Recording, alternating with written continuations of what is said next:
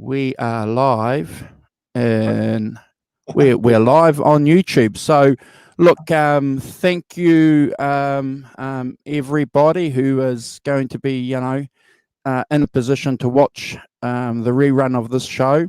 It's not a normal time slot, but I'm very, very happy to have a very good friend of mine who I've known through social media for a couple of years, probably 3 years. Time flies. But I met Steve Andersen, also known as the Rummeister, on a show that many of the people that support our channel are familiar with, the Johnny Bean Show. Steve Andersen used to host what is called a classic show called the Late Night Show, the Late Late Show. What was it, Steve? What was the show called?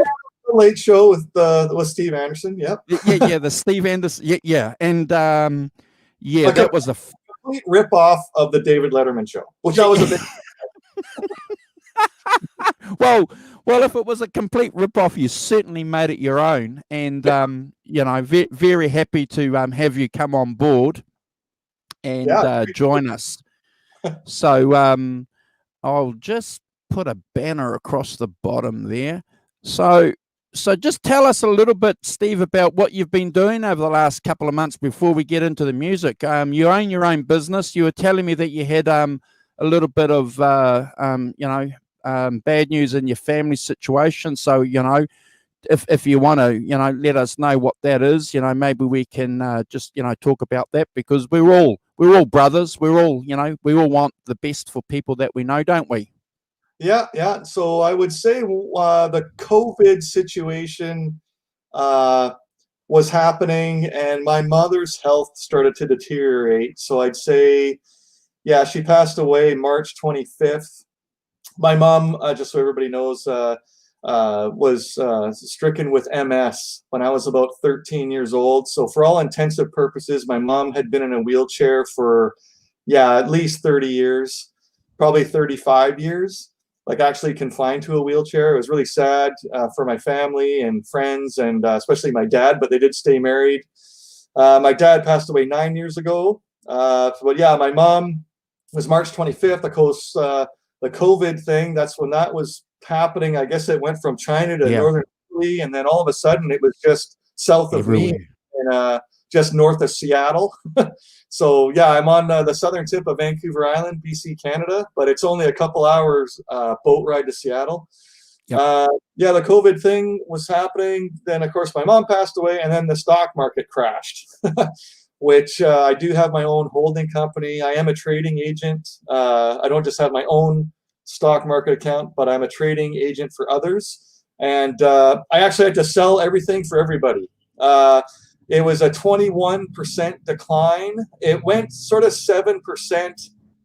It went 7% one day, then 7% the next day, and then I really had to start letting stuff go. So what happens is if a stock goes down 10% from where I initially buy it, it's sold automatically. But with that loss is I have to cover it with a gain. So like something drops, okay, get rid of it. But then like a winner like Visa or Apple or Microsoft, Starbucks, I'll sell half of that to cover it. Okay, you're still safe. You still made some money. But then it went down another 7%. So that was 2 nights of no sleeping, and all my clients, I sold everything. I sold right out. I took a month off. I'd say, April into May. And then May, I started buying in again myself, and then clients started phoning, and then anybody knows the Dow Industrial Average was up at like 29,000 points and went all the way down to like 18,000. So like a third of your money is lost. So everybody made money. That's great. But all of a sudden, people who I had as clients that were making a lot of money just said, "Hey, what's going on? Are you getting back in?" And I started getting back in. And then the Dow, like now, it's at about 27 to 28,000 now. So it has come back from that loss, and clients have been phoning again. So it's good to start building portfolios again, and trying to stay positive. We're always trying to be positive in life. Loss of my mom and the stock market crashing, it's like the world's ending here. But yeah, How's the that other business that you were doing? You were a health and safety officer as well, weren't you? For you were a paramedic or something, if I remember rightly. Is that correct? I've had a high level of first aid. Yeah. My whole like an industrial first aid is what it used to be called like 15 years ago.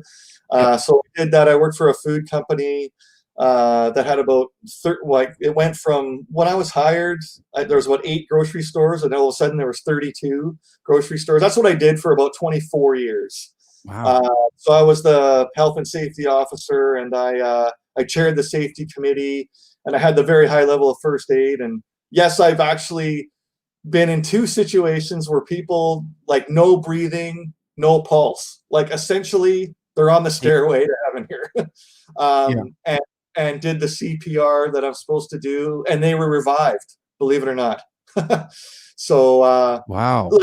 Like there's that's the highest extreme, and then there's like finger cuts and things in people's eyes, and people have seizures and stuff. I mean, I dealt with all the little stuff. That's what I call that, which for a lot of people, like, they don't like the sight of blood, but you have to be able to erase that, forget the blood. You got a chance to save a life here. So I would say that's my mom's side of my brain is because there's not a cure for MS. Like there just isn't. No. So I felt so bad in my teens when all of a sudden my mom's in a wheelchair, and I can't, like, I want to reach inside my mom and get the MS out of there, and then she can walk again like she did when I was 7 years old, but there was never a cure. And so for some cathartic way, the first aid, at least I was helping people out a little bit. I understand, and thank you for painting that picture for us, because you know what a thing to happen, because your mum is always close to you. She's the one that gave birth to us, as sons, and she's the one normally that that's going to sacrifice a lot for you. So the fact that you had your mum in that situation and she fought and battled on, what an example of perseverance too. What an example of cheerfulness and perseverance. Wow. Yeah, definitely that little never give up attitude. I mean, or even myself, like if I think I had a personal problem with something, you didn't really. Compared to my mom's situation, okay? I've always been there. And I'd say to you that the other side of my brain is my dad, the financial side of my brain, and investing. And like I'm a landlord also. I have another holding company. Like I'm a landlord. I have a condo that I paid off when I was young. I don't know about you, Andrew, I was not allowed to leave home and rent a place. I had to buy my own property, or my dad would have disowned me. Basically. Sure. So I bought a condo young, paid it off, I rented out, and then me and a business partner of mine bought it's called a heritage house here in Victoria.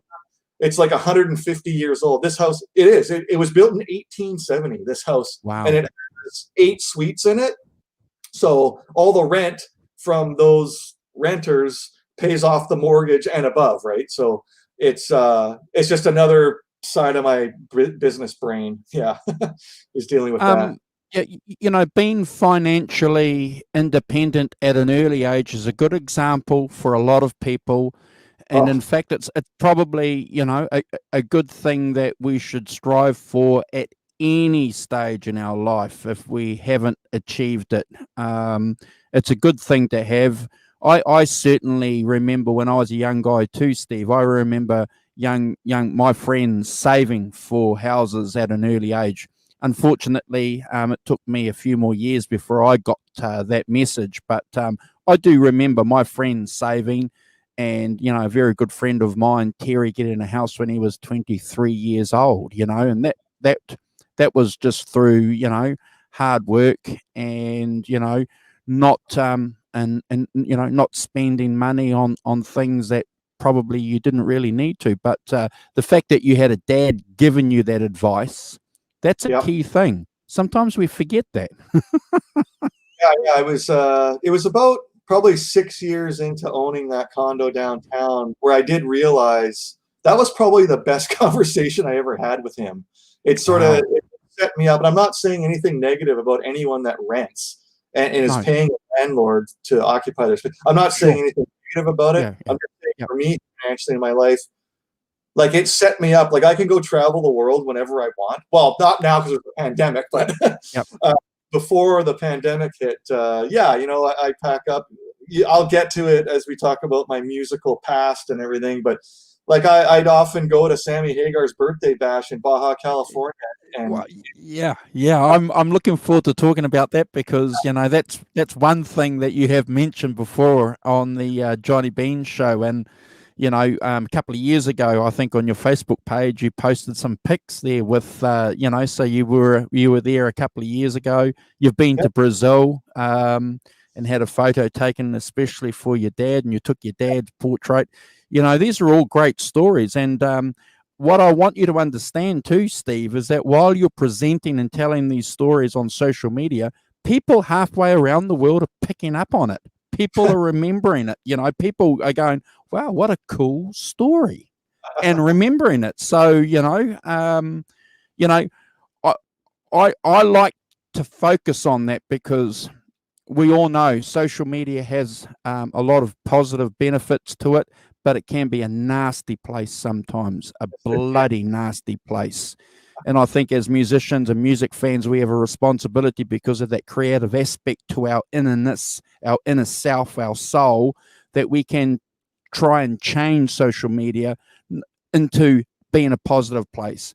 So if you don't have anything nice to say about anyone who's taken the time to put a guitar piece on YouTube, don't say anything. Why would you say that sucks or that's not how you play it? Because there's 50 ways to play a song, you know? I can't understand why people do that. Yeah, no. People just want to ruffle feathers, or there's just something in their personality that they want to put someone down, and it's a cowardly way of doing it. Because if they met you on the street, they say, "Oh, how's it going? How's it going?" Yeah. Well, keyboard warriors is a term that I think a lot of us are using. You know, everyone's tough behind a keyboard, but yeah, I look back at you know, some of the things that you've presented us over the years on the Late Show, and you know, before we get into the show, you know. I just want to, you know, thank you personally as a fan of the Late Show for the shows that you did, because you set the benchmark, you kept the chat alive, you made sure that guys in the chat were being attended to. I don't know how you did it, because you made sure that just about every question was answered or at least acknowledged. And you had a memory. My gosh, you must have a bloody good memory too, because the things that you can remember, and I know that it's not a scripted memory that you've got. It's a visual memory that you have. It's not something that you've studied 2 hours before the show. No, I definitely have a thing. I don't know if you have this, but like I remember numbers very well, and people's names. I'll always associate, like, oh, this guy's name's Paul. Okay, Paul. How am I going to remember that? Oh, Paul Stanley, the lead singer from Kiss. Okay, I'll associate someone. I just do that. It's called the word association or number association. I just have that. It's not something that I trained for or anything.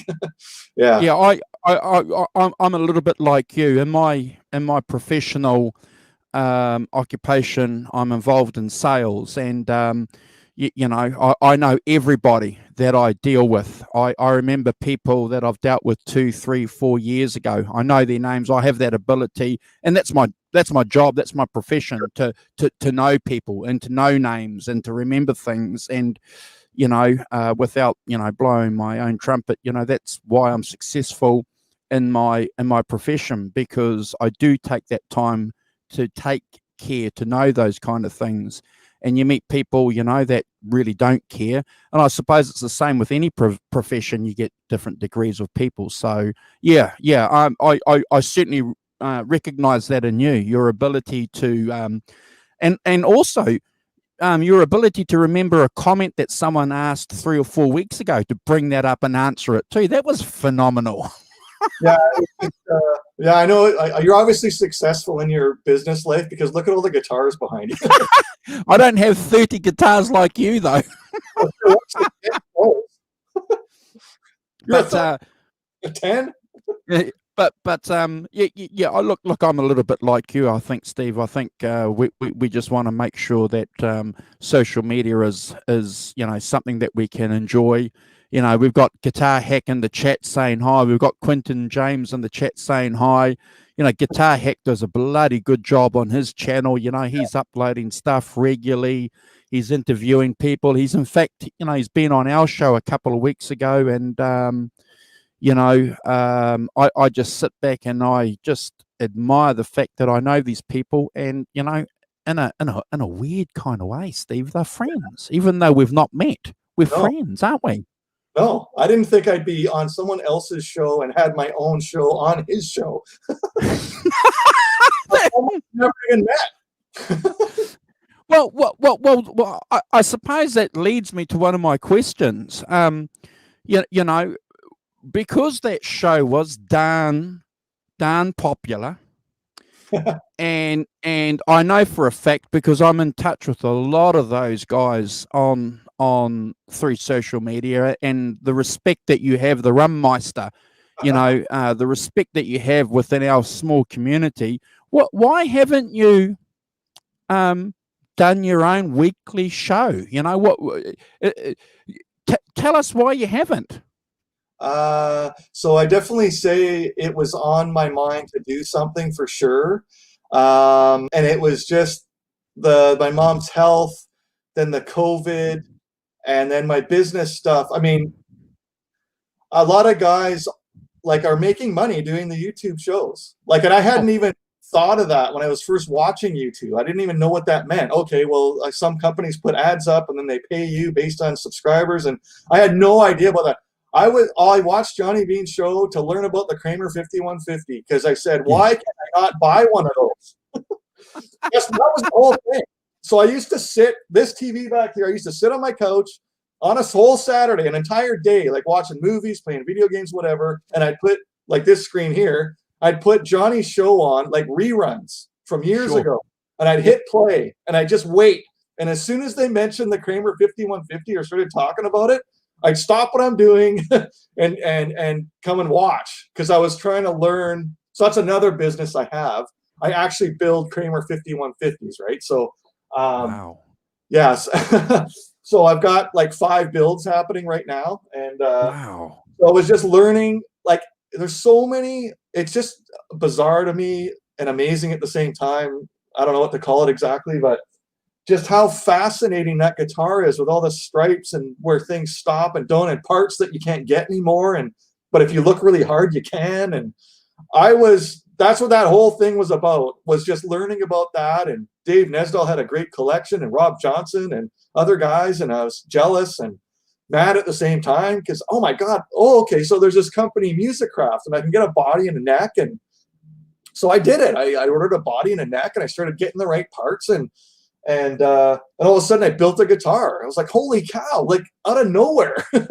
And then ironically, right around the same time, the EVH brand brought out the 5150 guitar,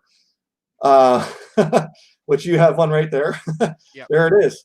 And ironically, it was right around the same time. So, but still, it was okay, the headstock's not exactly the same, and the body's not exactly the same. It's got the thumb wheel adjust. And I've got the photo on my wall from 1987 of Eddie Van Halen holding that guitar up. It's been on my bedroom wall my whole life almost. Remember, people used to joke in the chat that no, it wasn't on your wall, it was on your ceiling. Yeah, right. The post. It actually wasn't ever on my ceiling, but it was just one of those things that you could not buy that guitar, and it's bizarre. Because Jimmy Page, you can get a 59 Les Paul or a double neck Gibson or I don't know. Think of all the guys. Okay, Eric Clapton, you can get a Fender Strat, his signature model. Go for it, or an older one that he used to play. Great, you can find one. But those striped Kramers, they're all sort of one of a kind. So that was the start of the whole thing. And then the thing you said about being on the show and keeping it going and making sure, like I hated quiet time on the show. Like I hated it. So it's just like, I said, no, this has to be done a different way. And then all of a sudden, like it just like Johnny would sit there and wouldn't even say anything. And I was basically running the whole show. And then, Yep.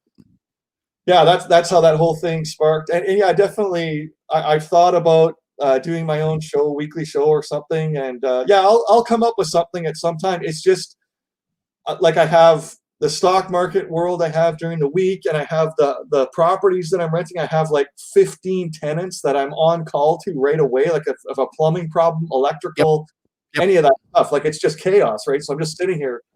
Like what it's like. You like getting me on here. You got to communicate with me. Okay, when are we going to log in? When am I going to be here? All that stuff. So it's a lot of work to do do it. Yeah.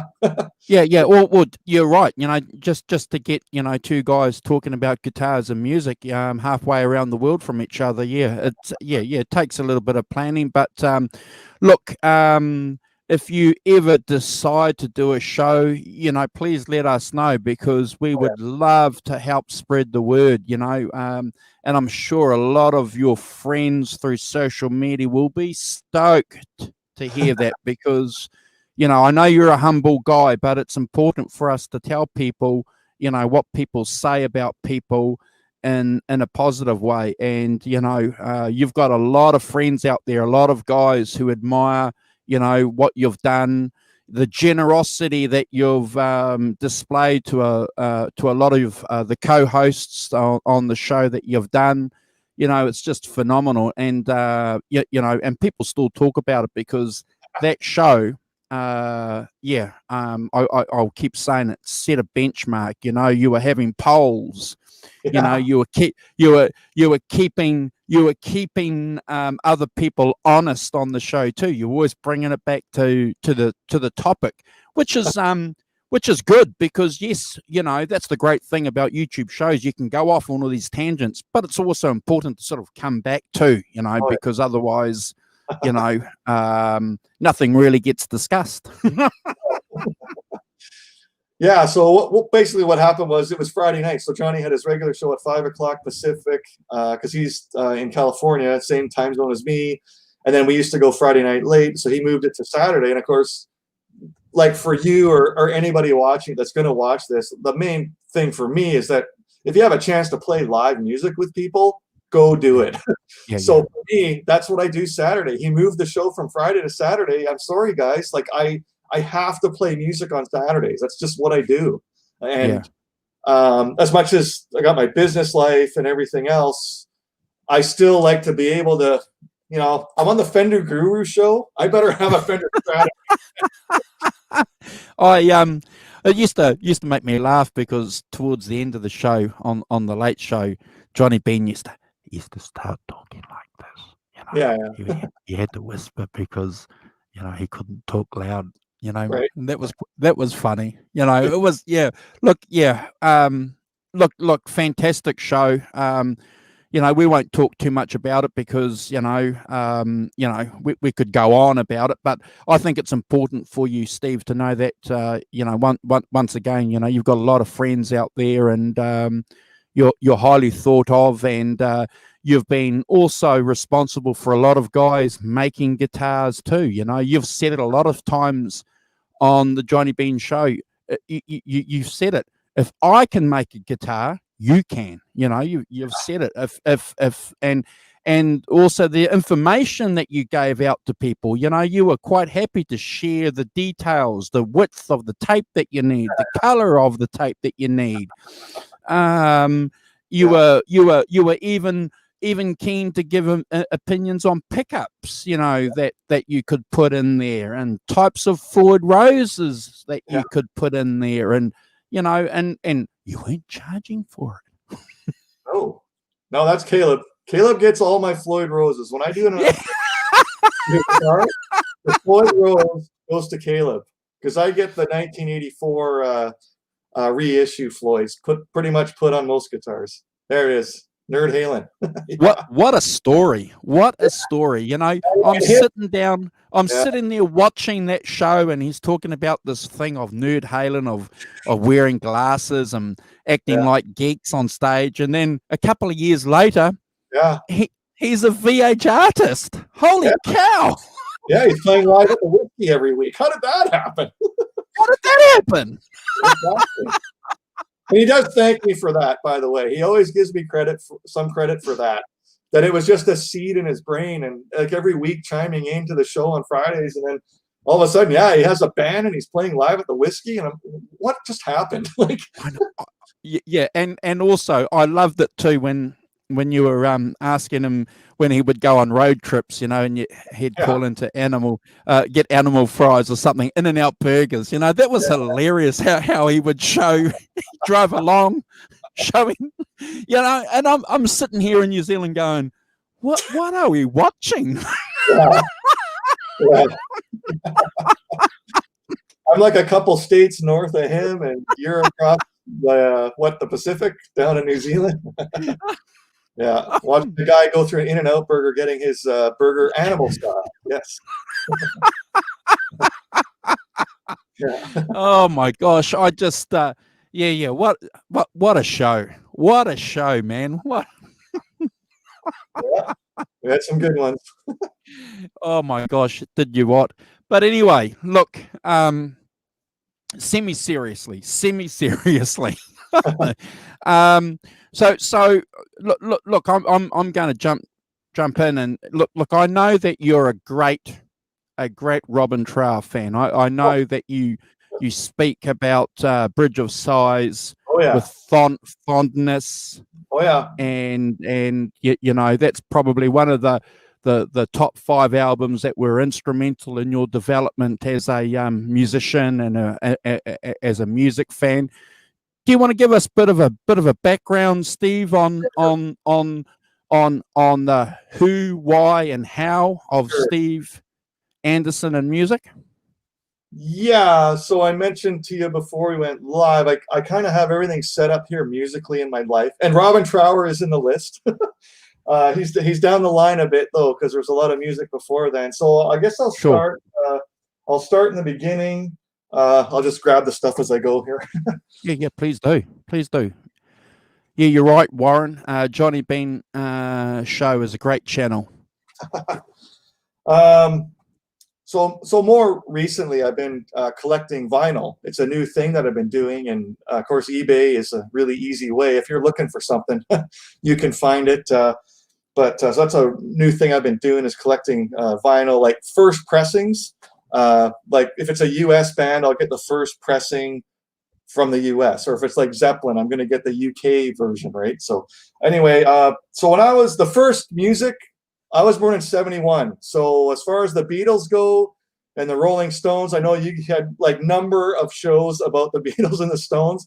So for me, born in 1971, like the first music I ever heard, I was probably like 2 or 3 years old. My friend here, Jim Croce, this is a CD collection of almost every song he's ever put out. So this, I had a cassette my mom had that I used to play with and play the music when I was playing with toy cars on the floor. It was a cassette tape. It's around somewhere. I couldn't find it. This is a CD that I can play in my car. It's a double CD, this one.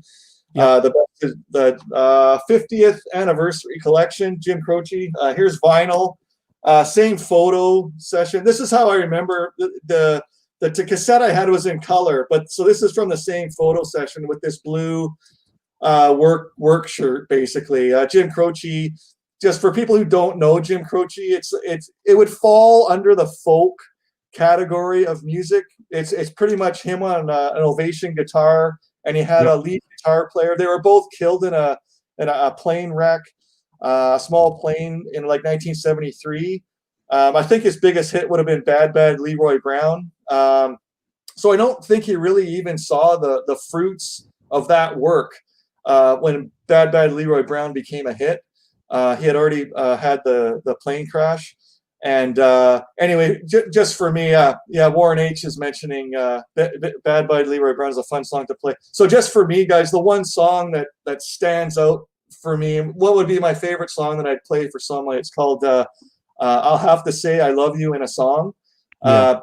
So a lot of people, a lot of guys, especially guys in my dad's generation, just aren't really good with emotions and expressing themselves. So that's how I related to that song growing up, was maybe the guy can't express his feelings to his girlfriend or his wife or something, but so that song, hey, I can say it in a song maybe or something. So but anyway, this was the first music I knew in my life, and I consider Jim Croce a friend, actually, even though I've never met him or his wife or his son AJ. But his wife actually has a restaurant in San Diego, California, called Croce's, and at some point when I get down there to meet Caleb and Johnny Bean, I'll stop by San Diego to go to Croce's restaurant.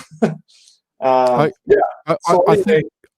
think, Steve, you mentioned a good point about songs and the messages, especially when it comes to a love song, because I've heard that story before, Steve, where guys have said to their girlfriends, "Listen to this song because this is what you mean to me." I haven't personally done that, but I know guys who have. So the fact that Jim Croce has that ability to get a message across to people, it's fantastic. I think you're right. I think you've hit the nail on the head.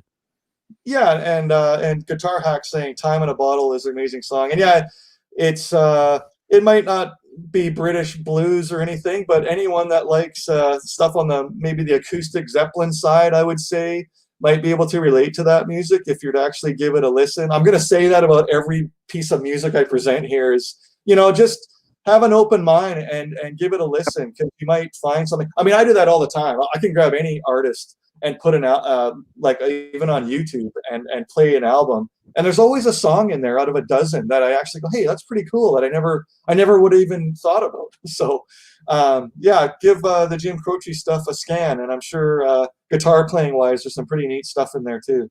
Yeah. What do you think would have happened to Jim had he lived? Do you want to just give us a couple of comments on and speculate on what you think his career might have been? Yeah, so what I had said was he didn't really see the fruits of his big success in Bad by Leroy Brown. So he didn't even get to experience like a song on the charts sort of thing that went that high. So like his appearances and in places that he played could have been totally expanded. And yeah, he had Maury, his lead guitar player, and most of the live clips you'll see on YouTube, it's just him and Maury like on a stage in a TV studio audience is what you'd see. So he could have maybe even started having an actual real bass player, real band, and something bigger, like more of an ensemble, right? Rather than just sort of two guys on acoustic guitars.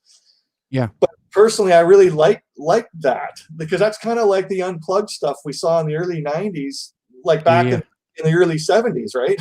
Yeah, it was all done before. Yeah, I'm going to get to that. We're going to get to the unplugged stuff later on, but I'm still stuck in, what year am I in? 1973? Yeah. Yeah. And I guess moving on from Jim Croce, the next music I would have known, I'll get to that. Hey, Sean, thanks for joining us. Hey, Warren H., thank you for joining us. Guitar Hack, it's always a pleasure. Thank you.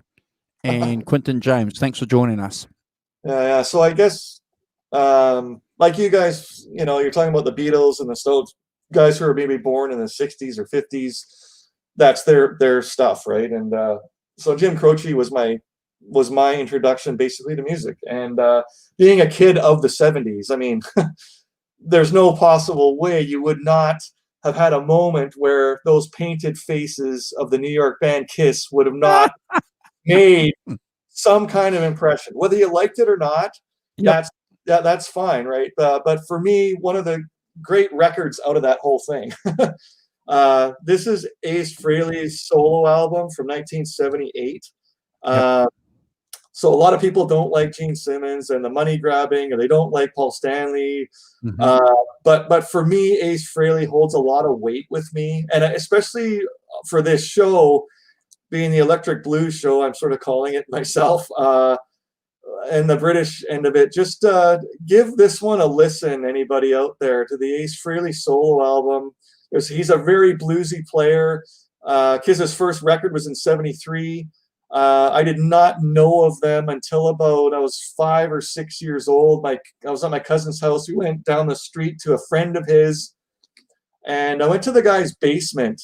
And it was the first time I saw fandemonium, I guess I'd call it, where not only pictures of these painted faces on the walls of this guy's bedroom, but that thing you were saying before, Fender Guru, was like on the ceiling, posters and 8x10s of this band. And I remember this song, Shouted Out Loud. That would have been from their 4th studio release, Destroyer. That was sort of a hit back then. That was the song I remember.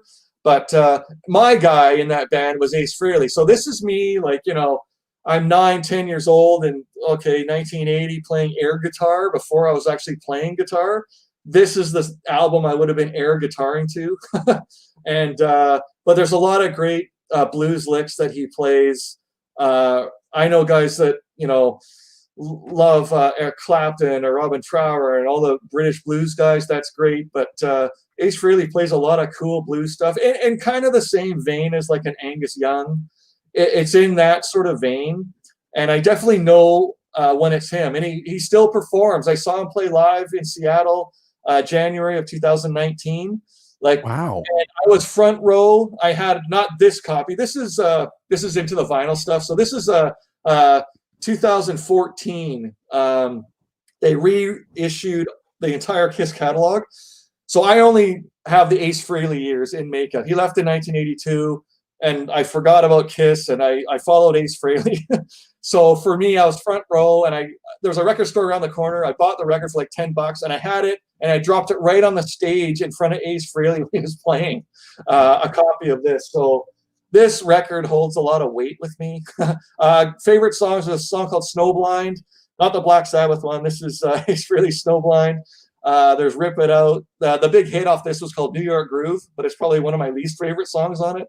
I tend to be like that with music. I don't necessarily like the radio hit or the top 3 hit. I like the other obscures. And there's a real great instrumental on this. The last song is called Fractured Mirror, which I know I'm not supposed to show emotion as a guy or anything, but sometimes it can almost bring me to a tear almost when I hear that song, because it's been there since I was a kid. Like this would have come out in '78, so yeah, I would have had it by 1980. I was probably 9 years old. So yeah, this record's actually been in my life for 40 years. Yeah. Anyway, that's my Ace Frehley story. Yeah. Yeah. So I can go to the next thing. Thank you for sharing that with us, Steve. I just want to do a couple of shout outs. We've got JJ in the chat, and we've got Johnny Bean saying g'day. G'day, Johnny. Hey, dudes. Yeah. That's awesome. JJ's in the house. JJ's House of Jams. Yeah, long time no see. Hope JJ's okay. Yeah. Apparently he is. So I guess like the early 80s, still listening. I obviously had the Jim Croce stuff, and there was the Kiss stuff, and it wasn't till this was released. So David Lee Roth had left Van Halen, and I'm not saying we're talking. I'm not saying anything negative about David Lee Roth or anything like that, but I am saying for me, he just wasn't for me. Like the whole assless chaps and wearing spandex, I couldn't sort of get past that. Musically great, obviously, and I have all the albums and CDs. That's great. But when this was released, probably this is from 1986. Their tour, this probably came out in '87, maybe. But the unaccompanied solo in this, I don't know. Like I guess I'd compare it to. I wasn't around when Woodstock was around and the whole Jimi Hendrix in the morning playing the Star Spangled Banner. Like I can watch that now and I can appreciate how huge that is. There it is. He has one. And so for me to see Eddie Van Halen play, like we didn't know what it was called at the time, but it was like this blues thing. It was the 316 at the beginning when he's sitting down, and then all of a sudden he's blasting into Eruption, and he's playing Cathedral. He's playing Mean Street, the intro to that. He's playing Spanish Fly. Like it was all like within 20 minutes. This unaccompanied solo. I know there was stuff before, like the US Festival. I know there was a show in Largo, Washington of the Diverdown tour, but this was the first time when I saw him play unaccompanied like that. And I knew, and all of a sudden, oh my God, that's how you do Eruption. And all of a sudden I could, because it was right on the screen, I could copy it. And it was just something that you'd hear it and it's like, I have no idea what he's doing. But it's interesting that you should say that, Steve, because I'm going to probably ask you if you remember the first time you saw that VHS. I certainly do. I remember I got an invite from a friend of mine to come over to his place after work on Friday, and he had something to show me. So we got there, and he said, "Watch this." So he flipped, the VHS and the recorder. And I sat there with my friend for, I think we watched it through twice. Now, what you have to remember, and some of the older guys in the chat here might remember this, back in 1986, 87, here in New Zealand, we didn't get a lot of footage of Van Halen. Right. We had the Jump video and we had the Panama video. That was about it. We didn't have the internet back then, so I couldn't see any footage. Didn't have anything of Eddie Van Halen until we got that VHS. That VHS there was the one where we could actually see him playing, and that was the one, I'm sure most of us will agree, that knocked our socks off. Yeah, so what I was getting at was like when someone first heard Jimi Hendrix or saw the Star Spangled Banner at Woodstock, like I wasn't alive then, I can appreciate it. And I love Hendrix, no problem. I think he's amazing. Playing all that music and soloing and singing. I mean, he does everything. Jimi Hendrix, it's crazy, right? But yeah, for me, it was a big moment to actually see Eddie Van Halen do all that stuff. And yeah, it's goosebumps. And I can't believe, and just every single day for probably 2 years. For me, I had it wasn't VHS, it was called Beta. They had a Beta Vision or Beta Max. Oh, okay. Wow. Yeah, it was over a smaller tape than VHS. But eventually we did get a VHS, and I've had like every version of this that there is. But yeah, so here's Warren H saying, anyone here old enough to remember Betamax tapes and black and white TV? Yes. Talking Betamax, and we did have a black and white TV in the first house that I lived in, and I watched. I don't know if anyone follows hockey at all. I watched like the 1980 Stanley Cup final in black and white. It was the New York Islanders against the Philadelphia Flyers. I think Bob Nystrom scored in overtime, but I watched that on black and white. So there you go. Yeah, so this sparked like even guitar playing. So I was still air guitaring the Ace Frehley stuff, and then all of a sudden when I saw the unaccompanied thing and I was going Eruption and I started doing the tapping, and then it just opened up my guitar playing completely, and then it was like full on. I'm learning everything. I'm learning Zeppelin. I'm learning Robin Trower. I'm learning any song that I heard that I liked, like Fleetwood Mac. Oh well, gotta learn it. I gotta learn Jumpin' Jack Flash. I gotta learn just anything. Like I was totally absorbed.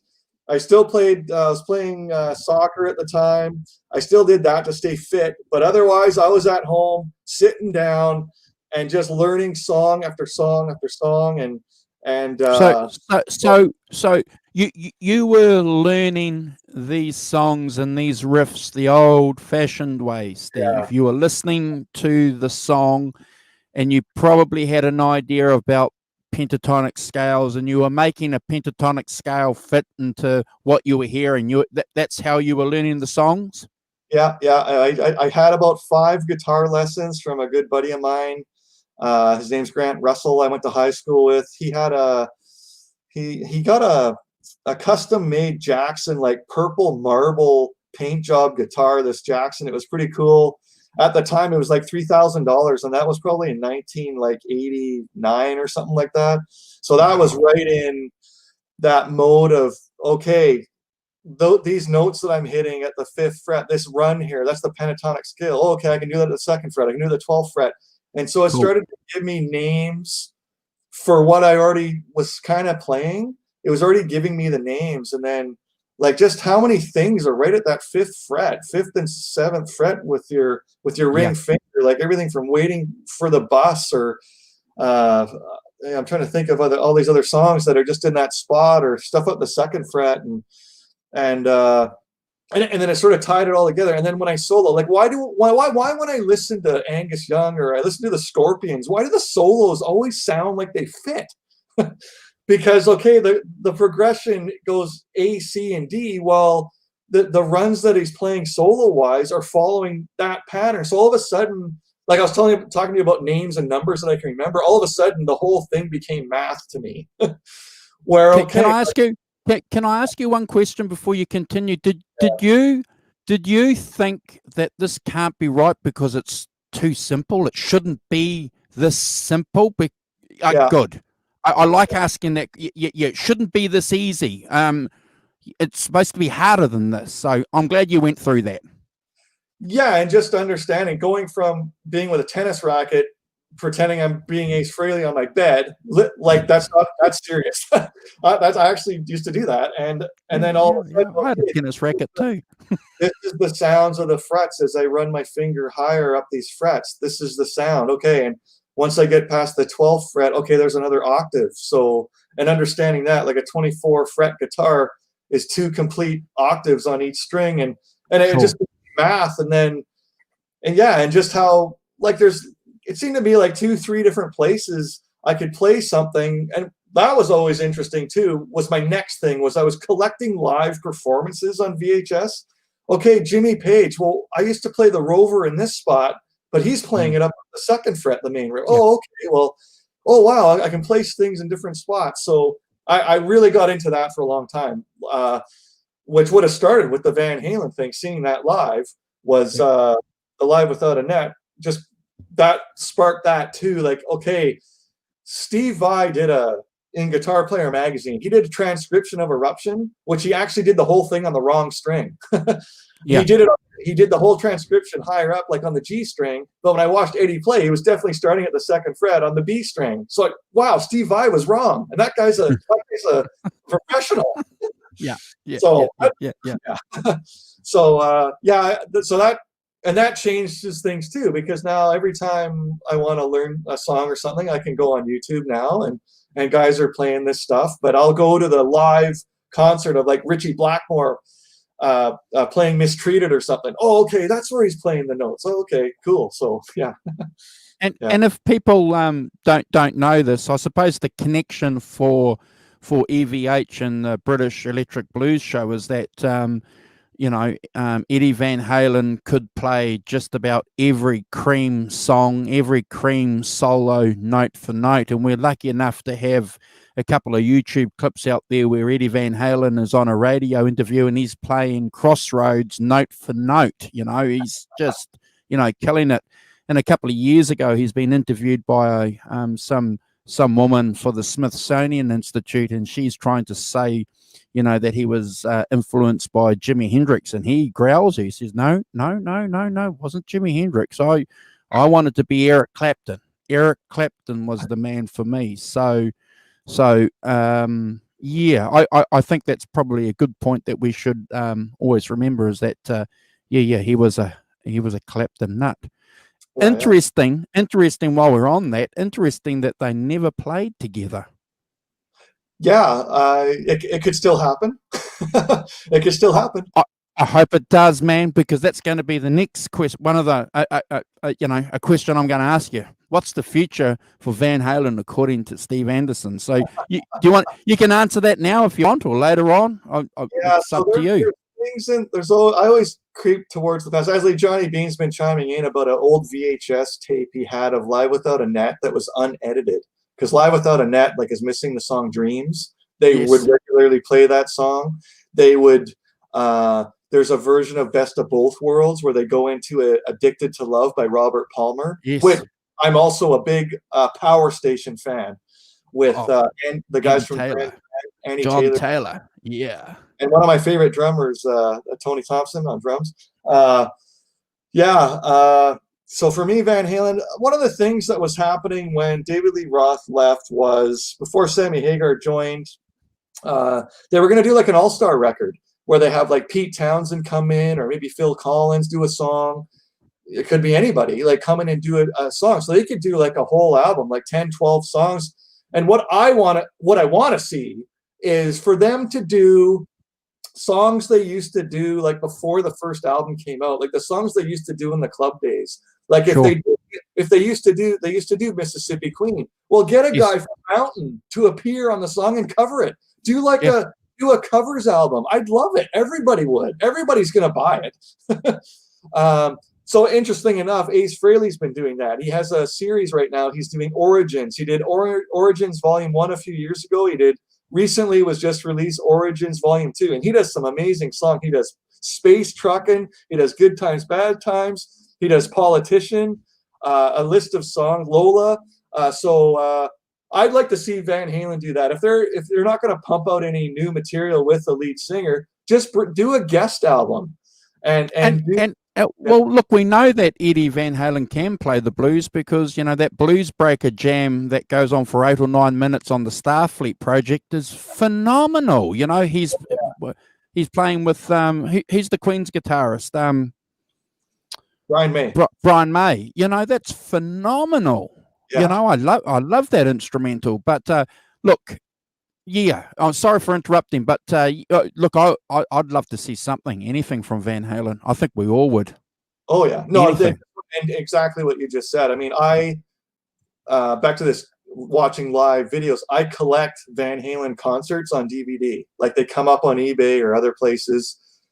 That people have filmed out of the crowd. Just all of a sudden they appear, and I'm just like, holy cow! And then I watched the unaccompanied solo, and I've seen him jam like 10 minutes on 316, just that slow blues thing. And Alex kicks in and with the drums and that. I mean, I could sit here all day and listen to that, right? So yeah, and you can listen to solos that he did in 1984 that were pretty cool, where he extended the solos out and. Yeah, I could listen to. I mean, he's one of my favorite guitar players for sure, and I'd want to hear him play anything. So yeah, that'd be that original thing that they were going to do back before they replaced Sammy Hagar, like an all-star record. I'd like to see them do a series of stuff, and I don't want to be negative at all, but a lot of these guys, give me 10 years from now, are they still going to be around? Like, give us something now, right? Yeah. That subject is really awful to talk about and scary, but I just want to see them do some stuff. Yeah. So if it's a covers thing, I'm fine with that. Yeah. Well, I'm also happy too, Steve, to read or get anything, you know, that's going to give us a bit of an insight into Eddie Van Halen or Van Halen. You know, that's one of the reasons why I got this book here, you know. You know, there's some controversy around the book, but I think it's a wonderful book. It gives us a glimpse into the state of mind that Eddie had around that period of time. Now, let's be mindful and respectful. You know, we've got to remember that a lot of the guys that we admire had difficult periods in their life. You know, Eric Clapton for a long, long time in the 70s and early 80s was, you know, a man under the spell of booze, and he admits it himself in his biography. He was a difficult person, and when he got straight, made amends, went out of his way, Steve, to go out there and build those bridges on some of those relationships that he had. That's one of the reasons why he did that Cream reunion tour in 2005. He didn't need the money, but he wanted to make sure that, you know, Jack Bruce and Ginger Baker, you know, had some money, you know, and that was part of him saying, you know, sorry. So you know, we all know that Eddie is a difficult person, and, you know, different stories and different versions of stories have changed over time. But, you know, and we can discuss that, we can talk about that. But at the end of the day, we're all here because of the music. That's why I could never, ever get into that argument about Sammy versus David Lee Roth. I'm on a couple of I participate in a couple of those groups, and I just can't understand why you would want to give someone and call them personal names and give them just say horrible things because I like OU812. I love that album. It's right over your right shoulder. Yeah. You know, so and you're saying that you're a Van Halen fan, and you're giving me grief because I love that album. It doesn't make sense, Steve. Yeah, it's there's different eras. I mean, I do that with bands. There's a certain era I love. I mean, I missed out on the David Lee Roth years, so I can't even relate when someone's yelling at me that I'm supposed to love the 1981 tour and hate everything else. Like, okay, that's you saw them that year, or you saw them in the summer of '79 on their second tour. But I was 8 years old playing Ace Frehley with a tennis racket. I can't relate. Like, I just can't relate to that. And that's fine. That's your era. You love it. But for me, it was all about Live Without a Net. And whether I understand people that don't like Sammy Hagar. That's fine. You don't have to like them. But sure. I'm just, like, I can't relate because I think 5150 is an amazing musical song. Like, the guitar playing, and Summer Nights is a great song. And off of Live Without a Net, those solos, I mean, it's alien to me. All that tapping and every note seems to make sense. But I mean, Keith Richards isn't doing that. Eric Clapton's not doing that. Like, it's like an alien. It's like, for me, it's like when I watched the Olympics, I think it was in London or something, and Usain Bolt runs the 100 meters in 9.58 seconds. I'm just like, what was that? Like, it's alien. It's totally alien. Well, look, I agree with you too. You know, I remember the first time I heard Eruption. Now, that was in 1982. Through a tape deck. I was at high school and I heard it on the back field, and you know, I fell in love with that version of Van Halen. And then, you know, Fair Warning came out, and I remember buying that record.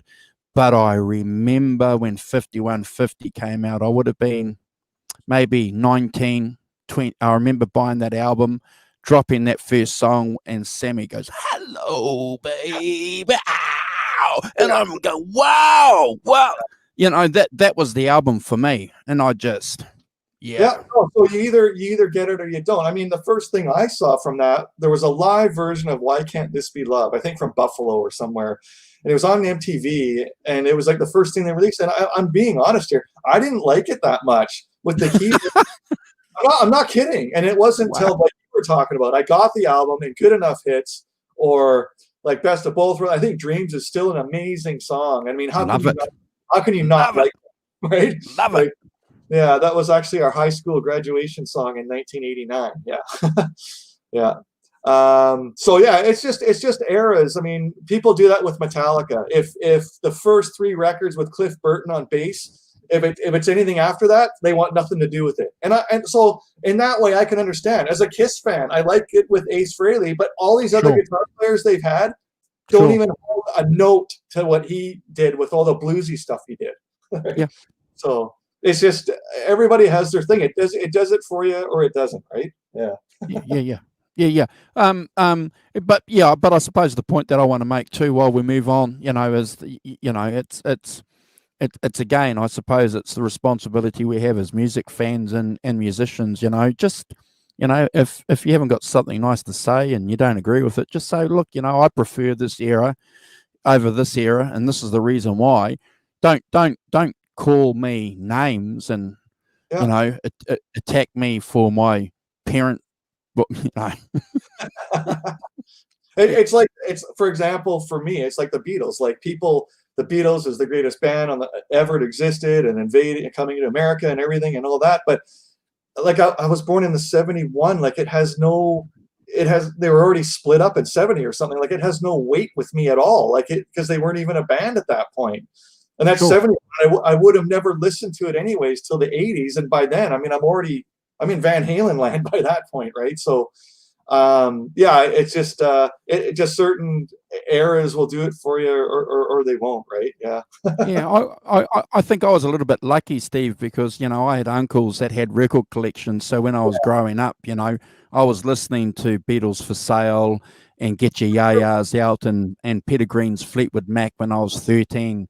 Sure. You know, and I remember going to school, you know, and you're talking about music and saying to people, yeah, I love the Rolling Stones and Fleetwood Mac, and people would turn around and say to you, now this is in the early 80s, they'd turn around and say to you, man, that's old music. What are you doing listening to that shit? You know, why aren't you listening to Duran Duran or Visage or something like that? And I'm going, oh, well, I don't know. Yeah, so there's definitely something about it that grabbed you. That's what it's all about anyways, right? I mean, for me, it's the goosebump thing. Like, if it gives me the goosebumps on my arm, I call it the fur raising on my arms. If it does that, like, yeah, for me, if I listen to Duran Duran, I play Save a Prayer with my band. Like, I slow it, I play it acoustic, the drummer gets the brushes out, and it sounds amazing. It has an atmosphere. I love that song. And so, because it did it for me when I was a kid. Like, yeah. Yeah, I love that album. Rio and Seven and the Ragged Tiger. John Taylor is just a phenomenal bass player. That guy I was hearing something in that bass when Girls on Film came out. I'm listening to that bass going, what is this guy playing?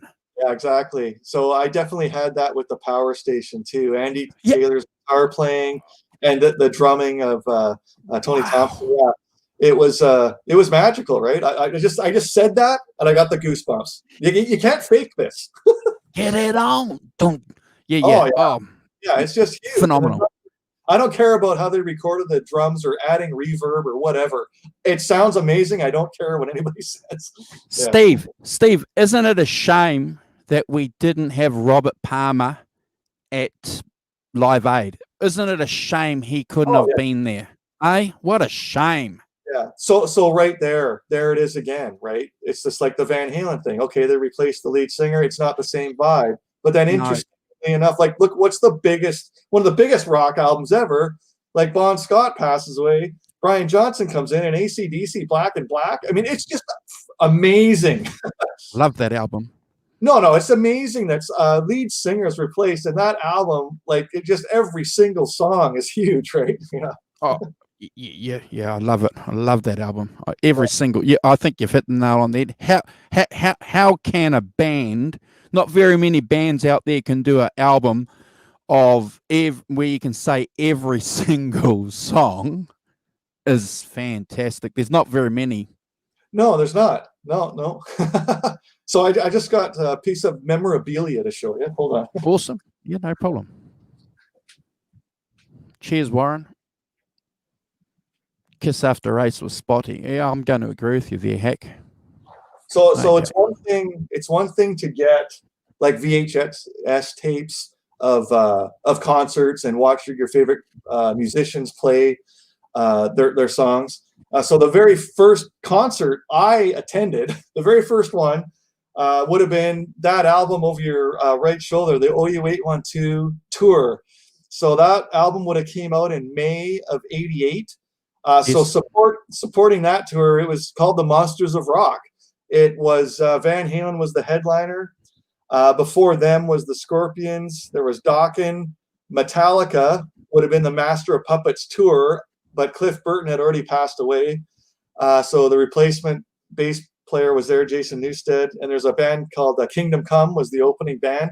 So this is this is my concert shirt. And it still smells like marijuana from all the people in the Seattle Kingdom. I'm not kidding. Smell-o-vision right here. And here's the back. This was featured. If you bought the vinyl of OU812, this was on the sleeve when you pulled the record out.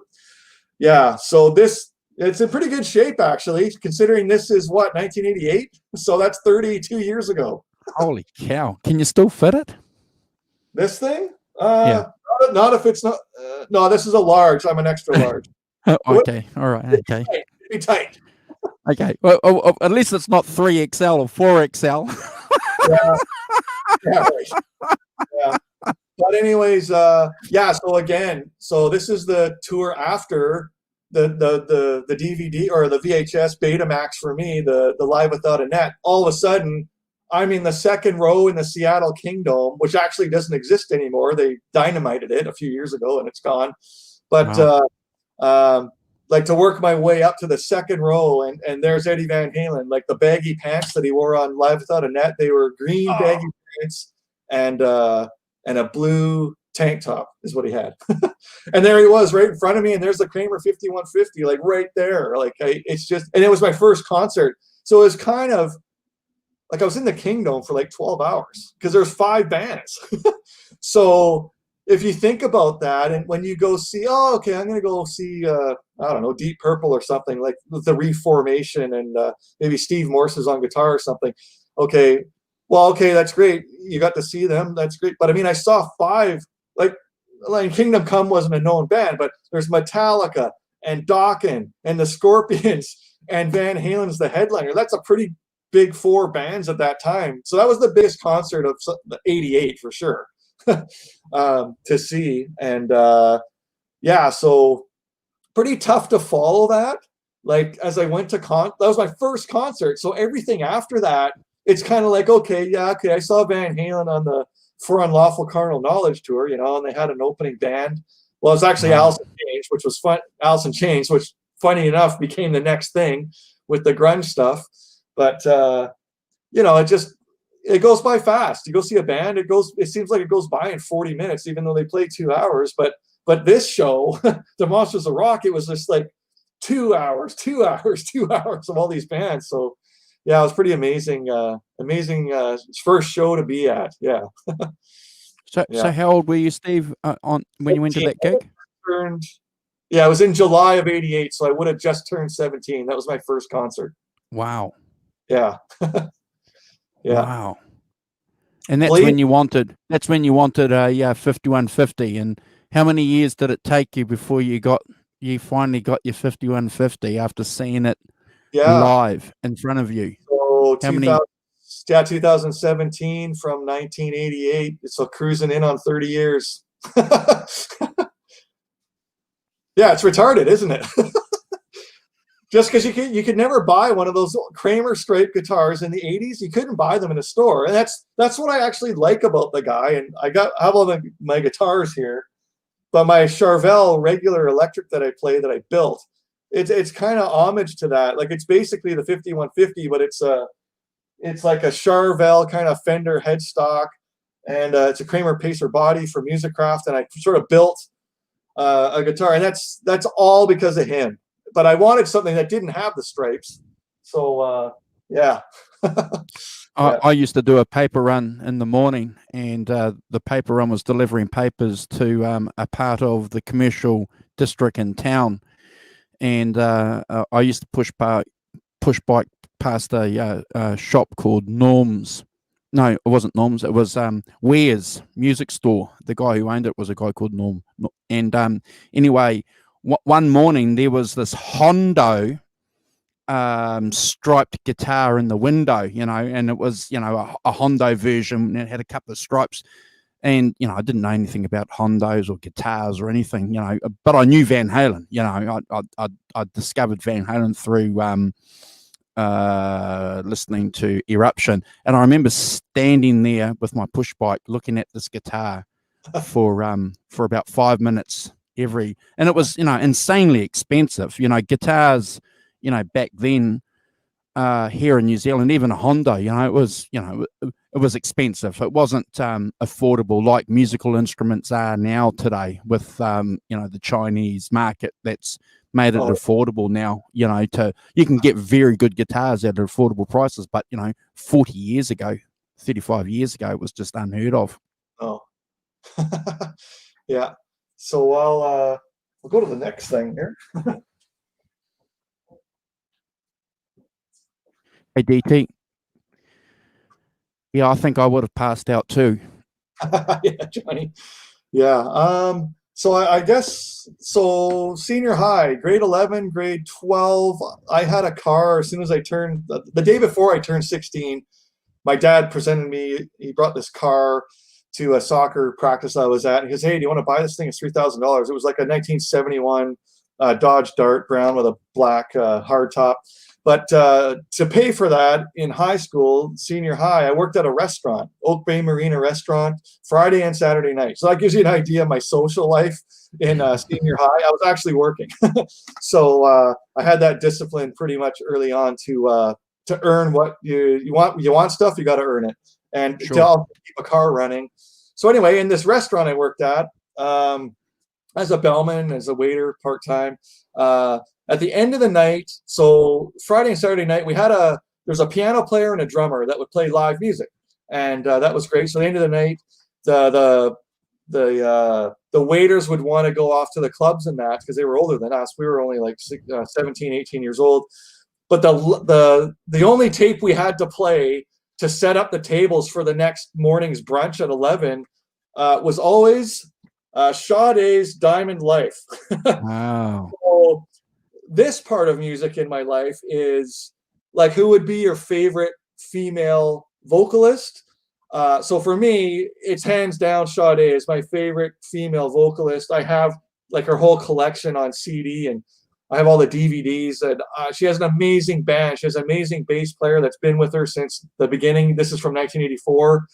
The same piano player, amazing guitar player, drummer. She has a really great band. So anyway, just for me, female vocalist wise, Sade would be my number one, I guess.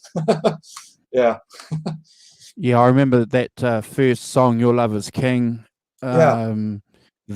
That song was everywhere in the mid 1980s. When did that song come out, Steve? 85?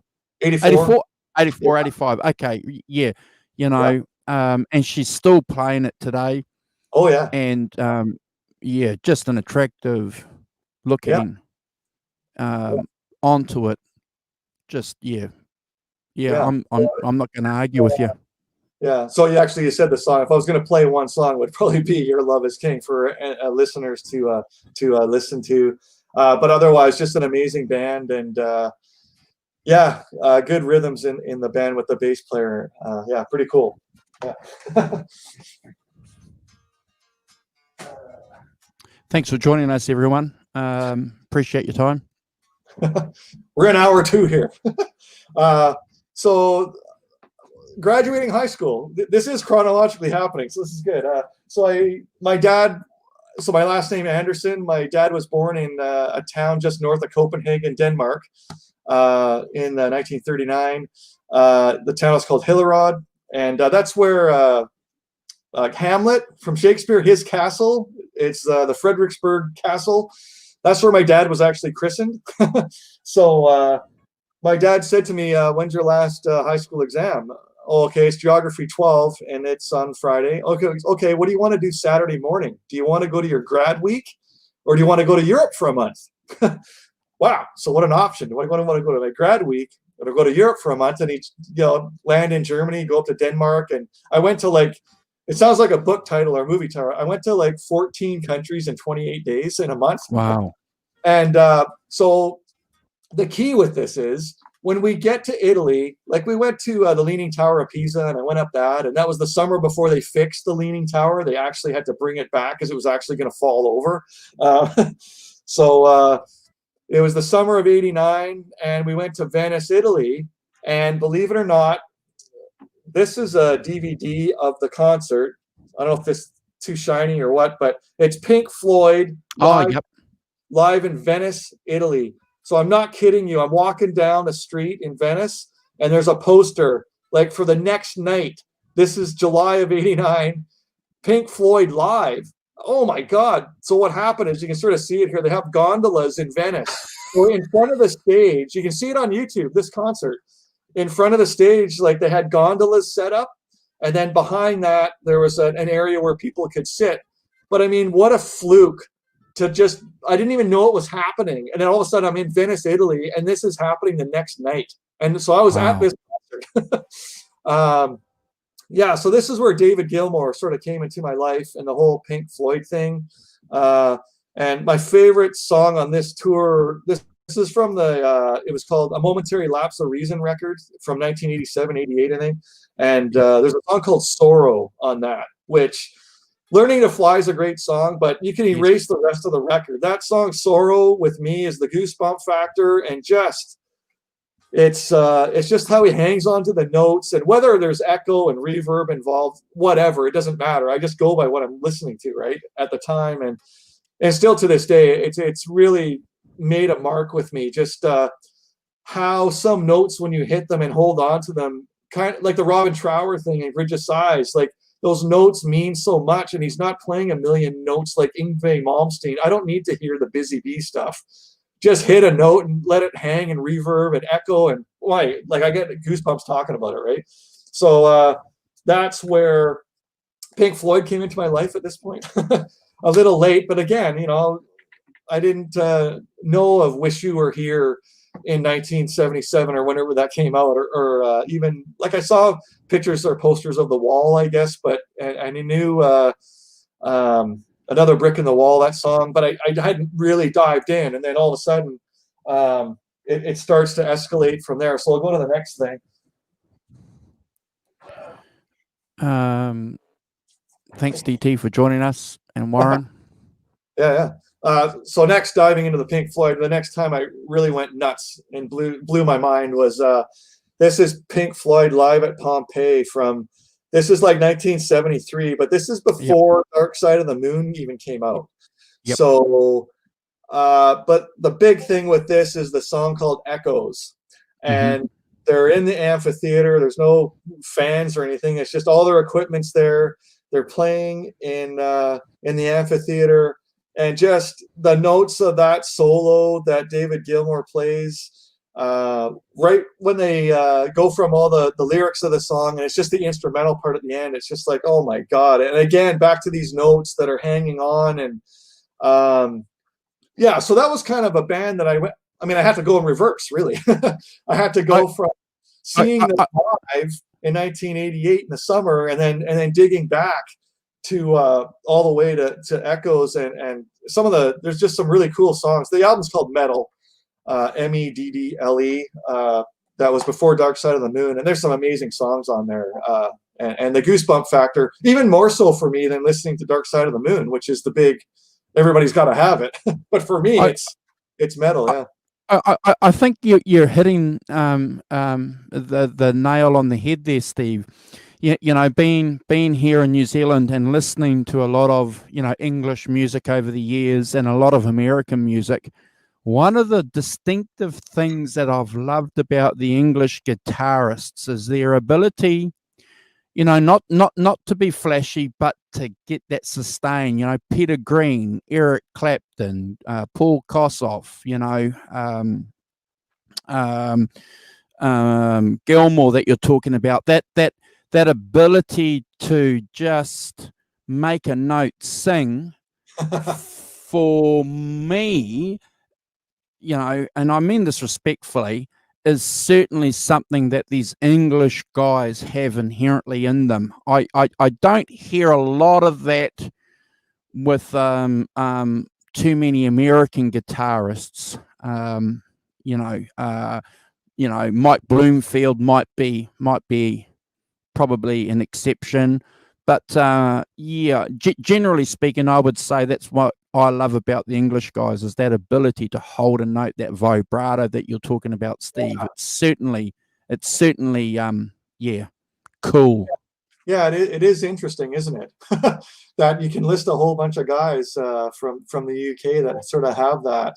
It is interesting, whereas the guys in the States, Eddie Van Halen started that thing where it was all about the speed and the tapping and all that, but that's not what these guys are doing. It's a different thing with that vibrato you're talking about. That was the right word. Actually, you could probably use that word to sort of describe those guys. And it's really interesting. It has that whole soul thing. Like, not forget the fast stuff and everything. It's just a whole different game of soulfulness. Yeah. I just want to do a quick shout out. We've got Ellen in the chat, also known as Garby. How do you pronounce your name, Ellen? Garbyjar. But he's a Van Halen nut. Nice. He's yeah.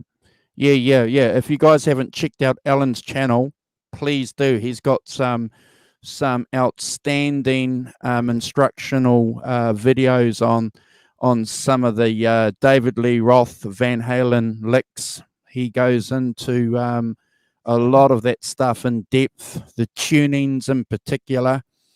Ellen was hearing a lot of stuff, I think, that some of us weren't hearing, and it's all credit to him. Thank you, Ellen.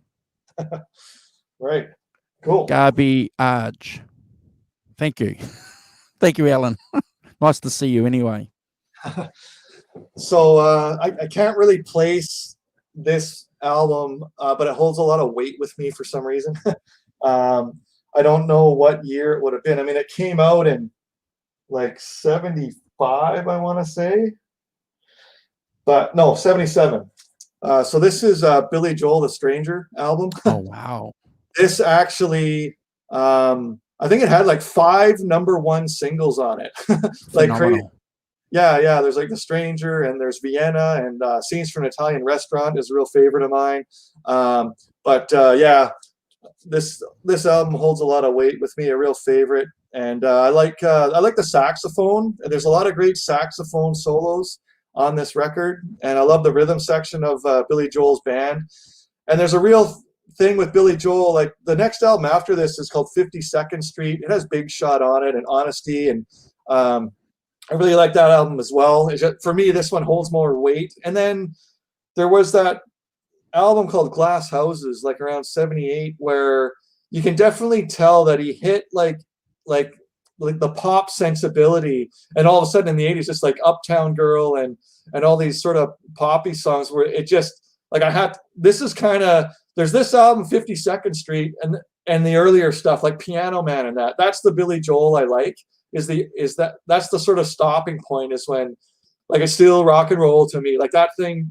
It's before then because he definitely hit the nerve of having a hit on the radio, and then it changes. Like so many bands, that happens too. Well, oh my God, we had this hit with this song. Well, let's keep doing more of that. Well, for me, it just got almost sort of silly. So I certainly have a lot of weight with the early Billy Joel stuff for me. Yeah. I agree with you. I think he's certainly, going down that pop route. But we were lucky enough. Remember a couple of years ago, I think Dave Nesdall had the saxophone player on a Johnny Bean show for an hour or so. That was special. That was pretty cool. Yeah. Was that saxophone player the guy that was he in that band? Can you remember? Yes. So can you hold that up so I can just present you? Oh yeah. Yeah. Right. Yeah. So he'd be the guy sitting down in the middle, if I remember rightly. That would be the Yeah. Yeah. Fantastic. Yeah. Right on. So cool. So who was writing the songs for Billy Joel? Is he responsible for all the songs, the words and the lyrics, or were the band involved in the songwriting process, Steve? Are you familiar with that? No, I'd have to look at the liner notes, but I would say that it's primarily, Billy Joel. So for me, like piano guys in the world, like people love Elton John, and that's fine. But for me, it's all about Billy Joel. He's my guy. Maybe proficiently, maybe Elton John's the better piano player, but I've seen Billy Joel like rip into like classical music just like crazy. So I know that he's a proficient piano player for sure. Yeah. Hey Mitch, we've got Mitch Heyman jumping in saying hi. Yeah. So some guys are mentioning that garbage guy. He's saying Scenes from Italian Restaurant is a favorite, and Always a Woman are favorites of mine. Yeah, so those were all like #1 hits at some point.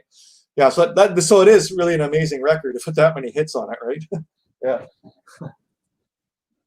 Yeah, isn't the saxophonist in the East Street a guy called Clarence passed away? Yeah, that's correct.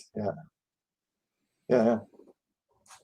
So I guess next on the list here, and getting back to the English stuff, sort of in and out of it a bit. So at some point, like digging back through like what Van Halen used to play in their club days, and that they had a few Zeppelin songs they played. So I had a few friends that listened to Zeppelin in high school, and that like the earlier stuff, like A Whole Lot of Love off the second album, and Dazed and Confused off the first record. Which is a song I love to play with my band. When I do play electric, Dazed and Confused is actually the first song I usually play, just because I love jamming that song. But for me, one of the biggest records that held a lot of weight with me was Physical Graffiti from 1975. Double album, Cashmere's on this. And actually, not even joking, not a word of a lie. In my will that I've written, if I was to pass away and my whole family's there, and maybe you guys, the song "In My Time of Dying" will be played.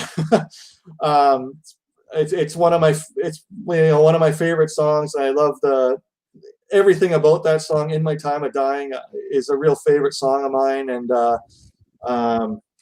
I can't say enough. It has to be a long song if we're going to play a song at my funeral. So that's the one that's going to be played. And I can't say enough about this record. There's the Rovers on it and Custard Pie, and 10 Years Gone is an amazing song. Yeah, so this is a great record. If you're not really into a lot of Zeppelin and you only know some of those ones that I mentioned that were the big early hits, this album is really killer. I'm a massive John Bonham fan. I've met Jason Bonham in Mexico at Sammy Hagar's club one time, and so yeah, anything Zeppelin I really love. But this album for me, like a lot of people love the first album, people that are older than me, it's all about the first couple albums. But for me personally, if I'm going to play one Zeppelin album, I'm playing this, the whole thing, and it'll knock your socks off. It really will. Yeah.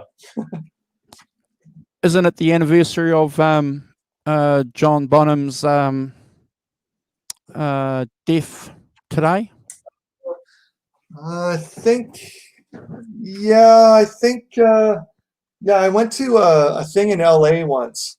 It was in August. I think it's the end of August. I don't know if that was when he was born or when he passed away. Maybe, I think it was September. Yeah, this week he probably passed away, I think.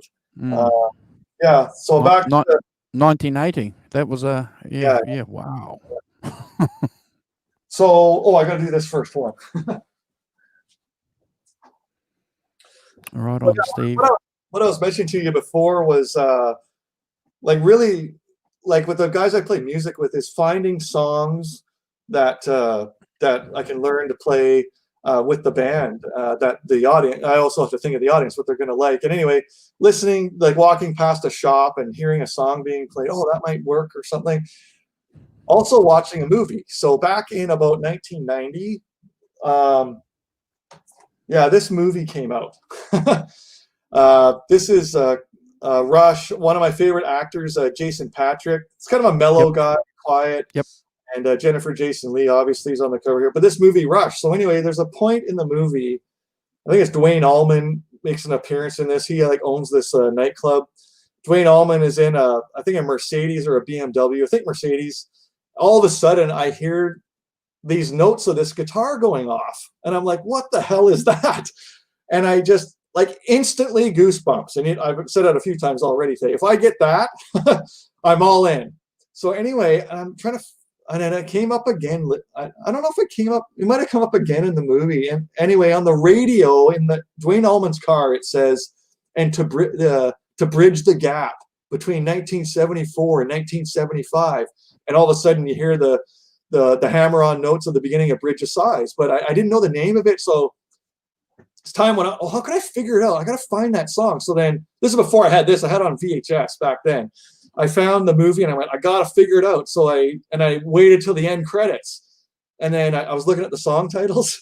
Oh, that says Bridge of Sighs, Robin Trower. And I have a bunch of guys back then in my brain. I was like, okay, all these guitar players, there's Robin Trower, there's Pat Travers, and a whole list of Rory Gallagher, all these guys. So immediately when I saw that song title and I thought about that scene in the movie, bridging the gap between 1974 and 1975, that's what sparked my whole Robin Trower thing, who has 20-something albums, who I didn't even really realize, right?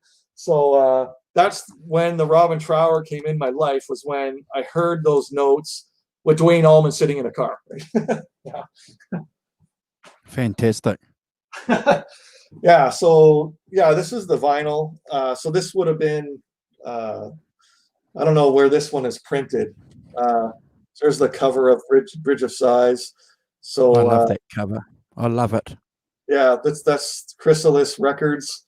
I'm just going to look at what version this one is, because I got a couple different ones. Yeah, so this is Warner Brothers, California. But this is a Canadian version. This one is Canadian, and it's interesting because when I get to the European version of this, the album cover is a different shade. So. Oh wow. Yeah. So this is where the vinyl collecting comes into my life. I like variants. When I see a different color of an album or something's written differently. So yeah. So this one's the European version of the same album. It's actually sealed, so I haven't even taken it out of the package. So I do that too. Like I'll often buy two of something. So I have a sealed one, and then I'll buy one that I can open up. But I haven't gotten a second copy of this one yet. On the list, because I have vinyl coming in my house like every week. Yeah. Wow. Yeah, and yeah. So some great songs on this, and there's songs that Van Halen even did in the club days. There's a song called "Day of the Eagle," I think, that they used to do. There's a great song called "Two Rolling Stone," which in the middle of the song has this amazing riff in it that just goosebumps again. So "Two Rolling Stone" after the main part of the lyrics and everything, and then there's this riff that Robin Trower goes into, and forget about it. Yeah. Hey Rick, thanks for joining us. So what did they call Robin Trower? He had a pretty cool title, didn't they? Do you want to tell the guys in the chat what he was also known as? Well, just for me, it's amazing listening to this stuff, kind of like Rush, right? It's a three-piece with these records with Reg Isidore, and I'm just like, yeah, it's amazing. It's just that amazing sound and that thing that you talked about with the vibrato or sustain that he plays with. And there's a bunch of great records. So anybody out there who hasn't delved into this, this is a great starting point. Is Bridge of Sighs, and then the White Hendrix was isn't he? The White Hendrix, yeah. So there's definitely that lineage. You can hear it, but definitely has. I mean, everybody takes influence from people in the past. So, but I don't know. I definitely see them as two different players, and I love Hendrix, and I love Robin Trower, and I love Jimmy Page, and yeah.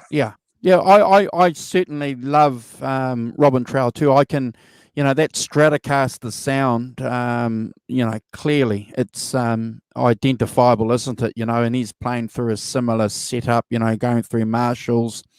But look,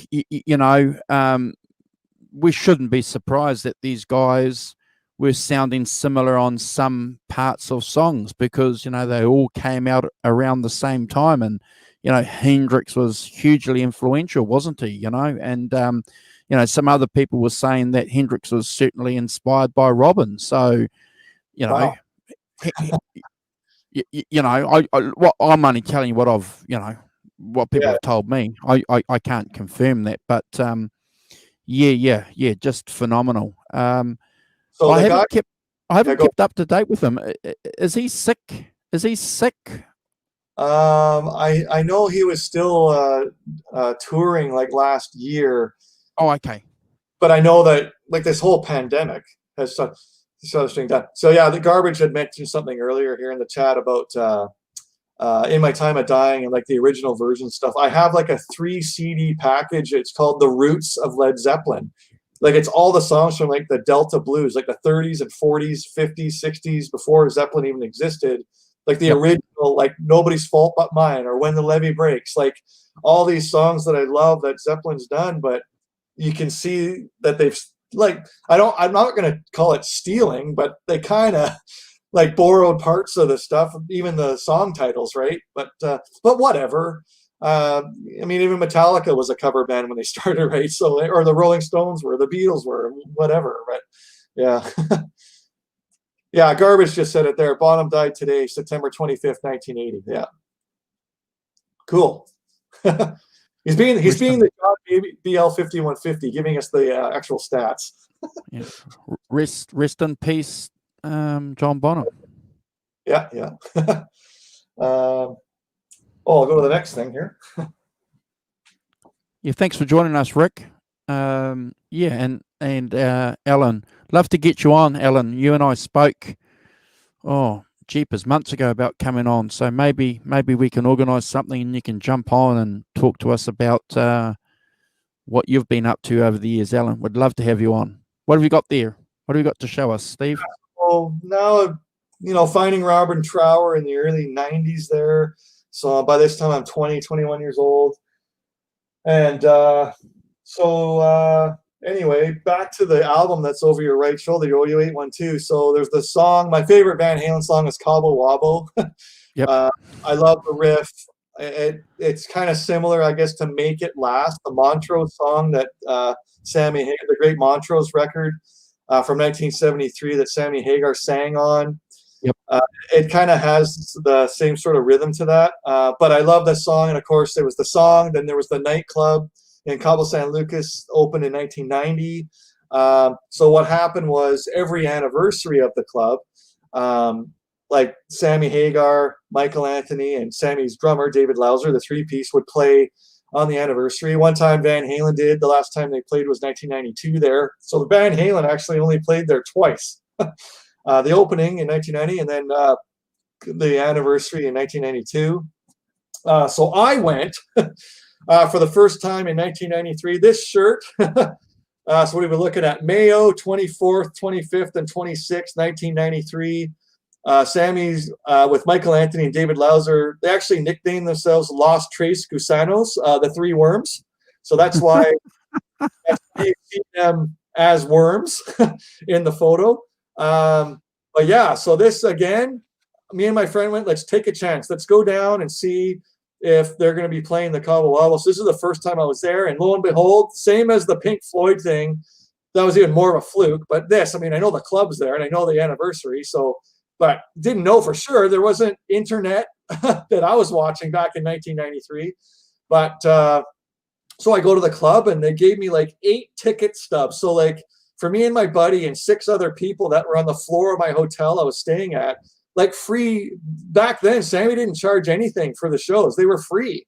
Just as long as you had a good time, he was good with that. Of course, that changed later on in the 90s, and all of a sudden he was charging like $55 a ticket because I can't drive 55. And then nowadays, like the last decade that I've gone, I go for dinner and the show, where you get in and down to the stage before the general public does, because you pay $120 for a full-on like shrimp, like a surf and turf, like a steak and shrimp, like prawns, and then you get down to the show, like about 5 rows of people, well, 3 rows of people before the general public even gets in. So that's what I normally do every year. Not this year, it's been canceled, but anyway, and to be honest, because I always am, these shows were amazing, because you think about 1993, he's only playing Montrose stuff, he's playing the best Sammy Hagar rockin' stuff with these 2 other guys, and maybe finish what you started. That I mean, the shows were amazing, and it's just changed. You know, he's kind of like the Jimmy Buffett of rock and roll now, like playing like mellower kind of stuff. But back here, like he's playing all the heavy stuff, right? And so have you hung out with Sammy at all?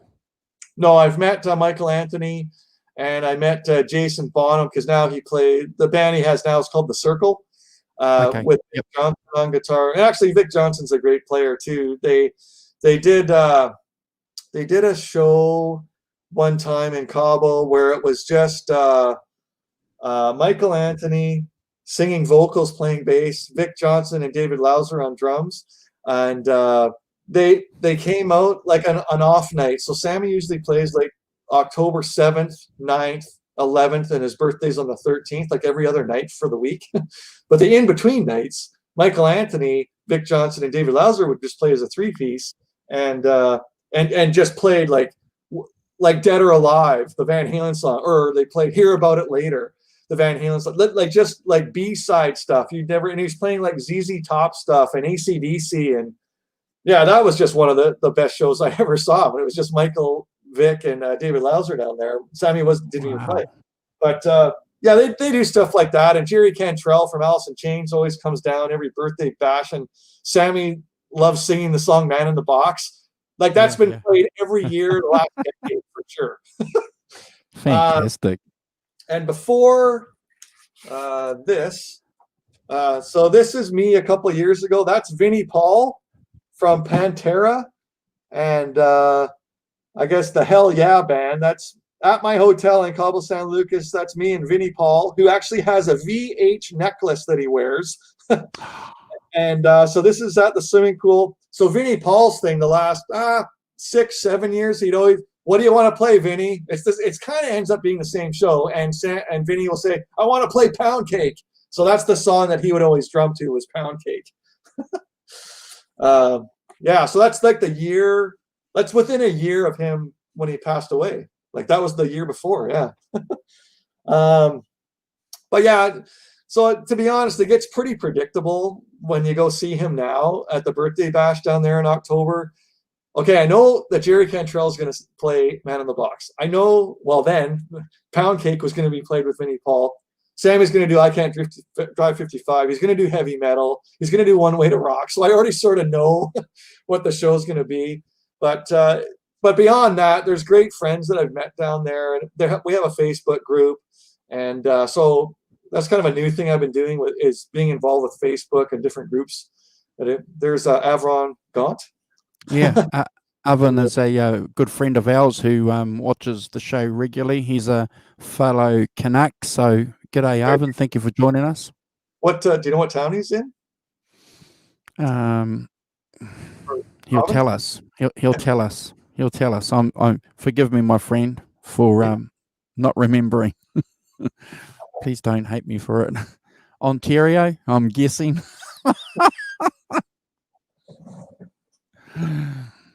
So I guess, yeah, what you were mentioning earlier before about there's not a lot of new music that you necessarily have locked into that you've liked. I mean, they're being close to Seattle, obviously, being close to the grunge movement. Like all those bands played up here in Victoria in the clubs, like even before they had record deals. Alice in Chains, Soundgarden, Pearl Jam, Nirvana. They all played a club here called Harpo's, Guitar Hacks in Toronto.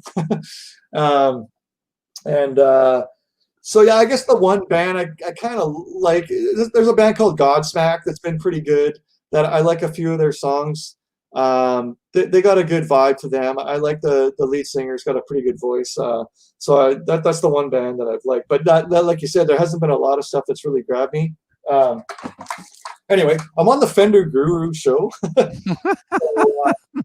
this is a 1989 Fender Strat. This one's made in Japan, I think. Yes, made in Japan. This is an 84 Floyd Rose, because this is before I was building guitars. This was my #1 guitar, Fender Tobacco Burst.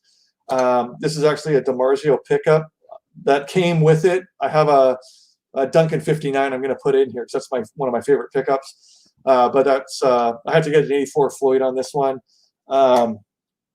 Only problem I have with the Fender Strats, this is just a personal thing, is the volume knob here. It's so close to where when I play guitar, like I'm not joking, true story, with my band, we're playing Roadhouse Blues. All of a sudden, halfway through the song, I can't hear myself. What's going on? And I'm looking at my pedals, everything's lit up. I look at my amp, everything's on. And lo and behold, like I cut myself out of the song, and then it was just the volume knob I had hit. So that's when I realized why, when I watched Stevie Ray Vaughan and certain guys that play these, they're always checking their volume knob because it's just so close. It's so close to the bridge and this pickup that when you strum up and down, I hit it with the edge of my pinky, the volume knob. So it's just a little glitch with the Fender Strats that I honestly wouldn't have the volume knob in that spot, even if you put it down here with one of these tone ones. So a lot of like that, like an EVH guitar, it'd be more sort of in this position, maybe a bit further this way, but just not as much in the way. I'm glad you mentioned that, because I have a question I want to ask you, because this is my EVH 5150 that I bought a couple of years ago, and I've made a couple of mods to it. I've whipped out the standard Floyd Rose that comes with it and put in a German Floyd Rose through your advice. and I replaced the Wolfgang pickup with a JB pickup. Wow. But one thing that I don't like about this is this bloody frictionless volume knob, because I have the same thing that you've just said. You know, I'll be playing something, and then I'm you know, doing something else, and I'm playing something, and I'm, my gosh, why does it sound so bad? And then I realize, so I'm going to replace this frictionless volume knob with one that you actually have to turn. Horrible. Yeah. They're so you can either get that's low friction, or you can get high friction. Meaning what have you got in your 5150? High friction? I haven't changed the volume pot on that guitar, the EVH 5150. It's not the one that I play live. I play the one that if I was going to play one, it's the one that I built. So what have you got on the one that you've built? Have you got a high friction? Have you? Yeah. So it has what you'd be talking about, because I'm very sensitive. Yeah. Oh, that's Blue's story. You can't cut me out of a Doors song. Come on. Yeah. So that's just one of those quirks, and you're starting to understand sort of like all the little parts of a guitar as a guitar builder. No, I'm going to get the thing that I really like, and that's part of trying all these guitars. And unfortunately, you're spending over $1,000 on something, but then you're all of a sudden you're changing a pickup, and you're changing the pot, and all of a sudden you're a guitar builder, man. Yeah. Well, you're right. And you know, the good thing about my EVH2, Steve, is it's aging really nicely. You know, it's aging well, which is good. You know, my the one that I play on my couch all the time is the Circles guitar, and I have a ton of wear on that neck. Like it's ugly. Like Johnny Bean wouldn't touch that neck. It's like black. Even though it's a maple fingerboard, right? So yeah, I mentioned this was a beautiful. A 1989 tobacco burst made in Japan. So of course this was my number one when I was playing with the band originally, and then I needed a backup. So what do? I get another Fender Strat, but different color. So so that's this guy. So this is a 2016. I haven't modified this at all. But this one's made in Mexico. So differences, this one has one less fret. So the 1989 Fender Strat has 22 frets, and this one has 21. I didn't even know that when I bought it. Like, it's always, I just see something. Yeah, so this is called Cherry Burst. Yeah, beautiful. Which it's pretty cool looking quilt on this one. Yeah. What else can I say? One of the catches with this is these Mexico ones. So like the Floyd Rose nut, there's no screws coming through the bottom. So technically it's maybe not as strong as an instrument because of that. That's just one of the things. Sorry, I'm just looking at the other one too. But the other one, the 1989, has the screw back, made in Japan. So this is all learning by, I bought something and I have it, so I've learned that way. It wasn't like I was investigating that at all. I needed a backup to the 1989, so I bought this, not even knowing I got one less fret. But this neck is amazing. It plays better than the 1989, of course, because it's way older and it needs a fret job probably. But this neck is amazing. I just wish it had the extra fret, but it doesn't matter so much. But just, yeah, I love the Fender Strat neck. Very similar to like an EVH Art Series guitar, Charvel's that I have. I mean, yep. Fender owns Charvel now, and it's funny, I'm on the Fender Guru show, and I go, I got Strats out, and I started thinking about it. I'm going, wait a minute. Fender owns Charvel. I have a bunch of those, and Fender owns EVH, and I have a bunch of those. So that's correct. Yeah. And Fender don't go, well, no, that's political. We won't say anything about what Fender and Gibson do on social media because, you know. But yeah, Fender are a very good example of a clever musical instrument company, aren't they? Yeah. Yeah. Yeah, the next thing I'll show.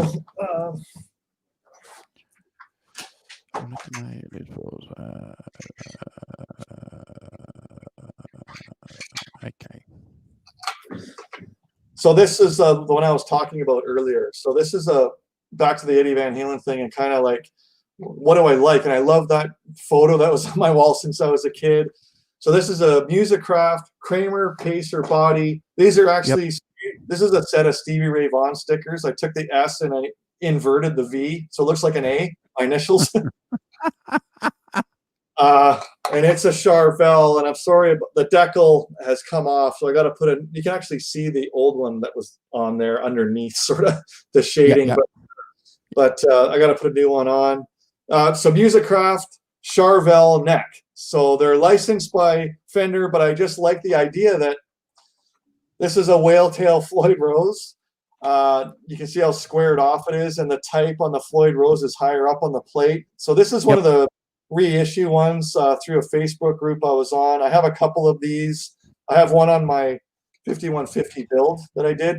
But anyway, yeah, so you can see here the Charvel. They don't have the thumb wheel adjust. I do like the classic look.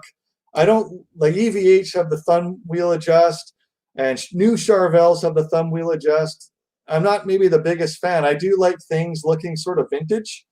So yeah, this is my number one now is this. I don't have the Fender Strat volume knob issue. So I got some high friction on this guy. Just one pickup. I'm looking for that Robin Trower sound. I can get it through a chorus pedal, an overdrive distortion, all by Boss. And I can pretty much get that sound that I want, sort of like a Bridge of Sighs sound. Cabo Wabo I can find that too in that sound, just with the one humbucker or the double humbucker. And then other than that, I mean, I have an acoustic guitar, a Takamine acoustic. That's when I'm singing. I sit down on a stool and I play acoustic when I'm singing those low register, like In the Air Tonight by Phil Collins or Horse with No Name by America, like all in the low register, and I slow the songs down, and everybody loves the songs, like the band and the crowd. Oh my God, Horse with No Name, I love that song. Yeah. So anyway, it's cool. It does have the skunk stripe on it, and we have the screws at the back of the neck. So, and I got a Charvel San Dimas neck plate on it. And this whale tail Floyd does come with a steel block, so it's not even brass. It comes with a steel block, 37 millimeter block on it. Yeah, this is my number one. Everything I like is right here. This is basically a 5150, a Kramer 5150, but it doesn't have the banana headstock. And through the influence, right, whether it's David Gilmour, Robin Trower, or Jimi Hendrix, I like this headstock. I think it's classic, and I'm not a Les Paul guy at all. I never went that route. But for me, a Fender Strat they look cool, but it's the volume issue. But headstock wise, this is my favorite. Interesting enough, I guess David Gilmour earlier on his career had the bigger headstock on some of his. I don't know what they call it. Is it called the fat headstock or the fat boy or something? But isn't it the 70s headstock? I think that's the generic term for it, even though what's his name, Hendrix played one in 69, but I think that's the generic term. I don't like the fat headstock myself. I'm trying to think of the guitar that they had a couple of years ago that came out with the Texas Specials that had the fat headstock, but I just didn't like it. I have to be fair, Steve. I know that guitars are all about sound, but they've got to be able to look cool too. There's got to be something there that attracts you to the guitar, and I like the standard Fender headstocks personally. Yeah. So for me, and also it became the color thing. I sat there and I go, what do I want? My own guitar, like black? No, it's too dark. And white? No, it's too light. And orange and red and all this. And I needed like sort of like that military green or any kind of green. I kind of like, because I don't see green a lot with guitars. And and that thing you just said earlier, like, what am I comfortable with, like, color wise, when I'm standing there playing? I go, no, this green is cool because it's not dark like black, it's not brown, it's a bit lighter than that, and I like it personally. So one of the other guitars I've got recently is the EVH 5150 series matte army drab. I have one of those here too. That was the one. If they're going to have a 5150 series guitar, I'm going to get one. So when I saw the military green one, I was all in. And it, like, all these things are ironic. Like, here I am building a Musicraft Kramer 5150, and all of a sudden the 5150 EVH guitar came out, and all of a sudden I'm building this guitar, my personal one, and then all of a sudden EVH 5150 series has, like, a green guitar comes out. So it's all kind of interesting how like I'm ahead of the game kind of with the idea. I've got a question for you. You know, you're a Sammyhagar Van Halen fan. As a priority, and so am I. You know, I love that era of Van Halen for a lot of reasons, and I'm surprised and interested, and I'd love to hear your reasons why you didn't get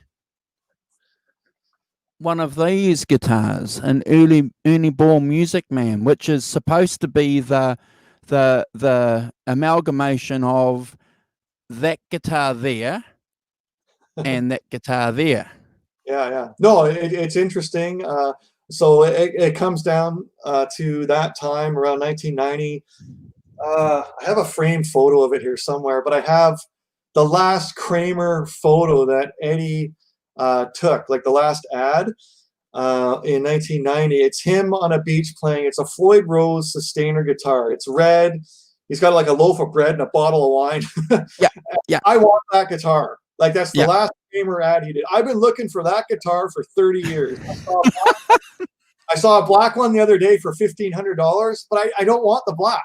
I want the red with the maple fingerboard and the black headstock. I want the one in the ad. Like, that's what I want, right? So I've been looking for that guitar for 30 years, and like just a few months later, like, I saw the ad for a red Ernieballmusicman. All of a sudden, that was in a guitar magazine. Oh, okay, he's got his own line in that.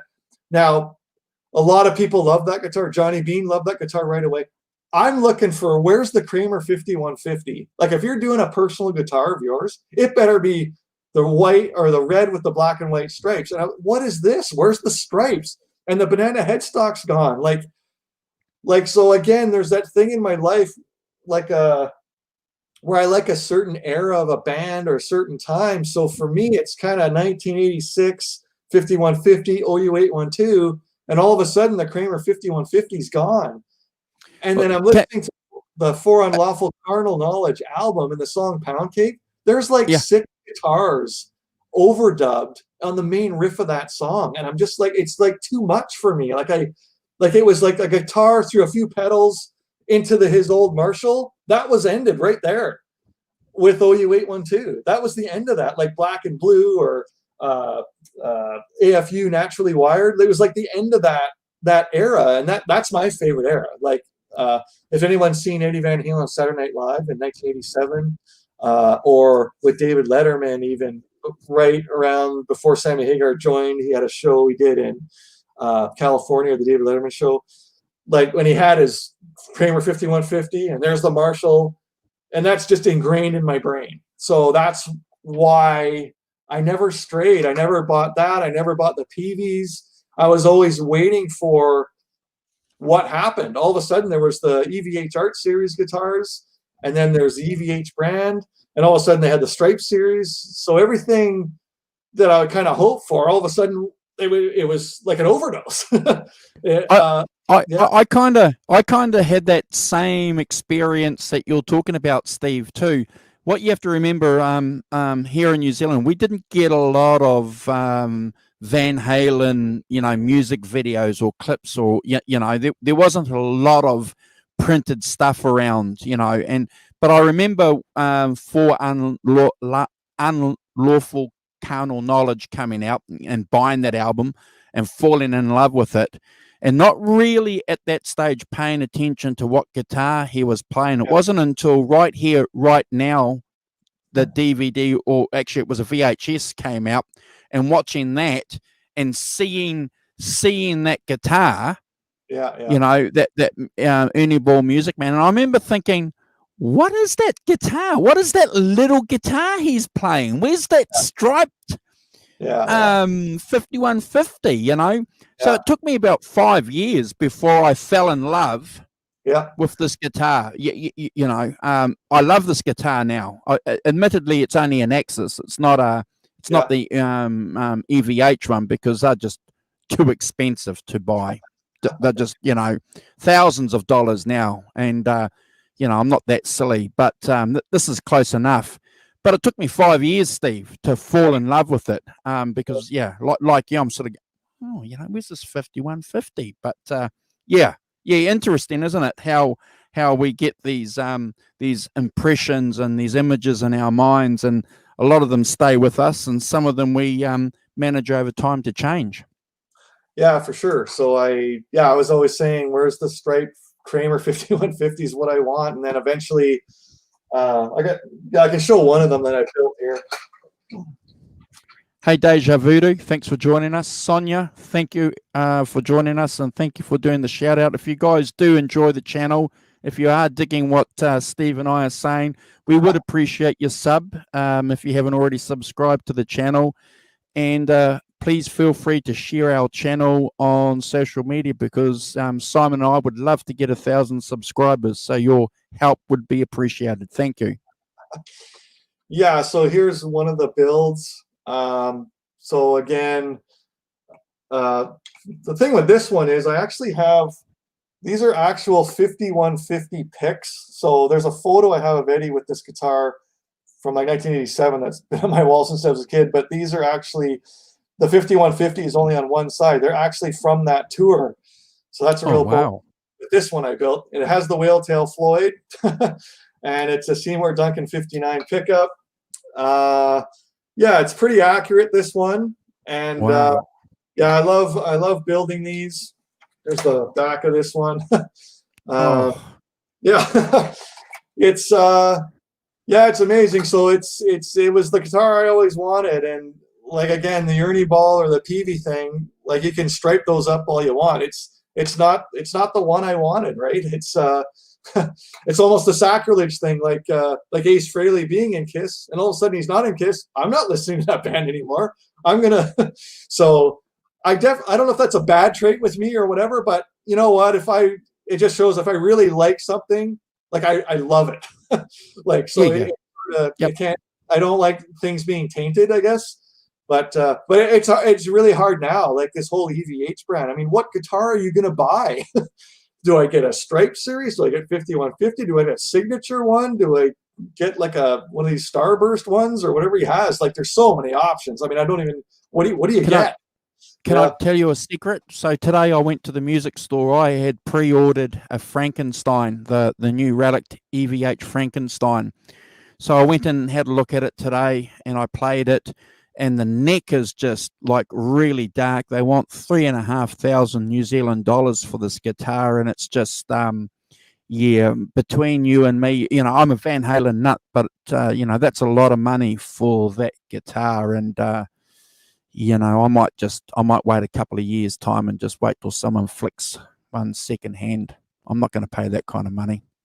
Oh yeah, no, I understand that. And for me, again, like the whole Frankenstein versus the 5150, it's just an era thing. I wasn't even into that band until 1986. So sure, the Frankenstein, like it doesn't hold any weight for me. It was always I mean, I build these, right? So it obviously holds the most weight. So yeah, this is a good one. Yeah. So before you put that guitar down, so I never liked the Wolfgang pickup. There was just something in that guitar when I didn't like, you know, and you know, I had friends who had Axises, you know, which had the Damasio pickups in it, and I had a friend that had another guitar that had the JB in it, and I did a lot of research. I think I even asked you the question. I asked, guys on the chat, I want to upgrade my pickup, and I think the majority of the guys one night said get the JB. So I ordered the JB, got that put in, and I have to tell you, the pickup difference is amazing, Steve. It's not icy. I'm not a fan of the Wolfgang pickup. It's a sharp sound. It's an icy sound you get on that pickup.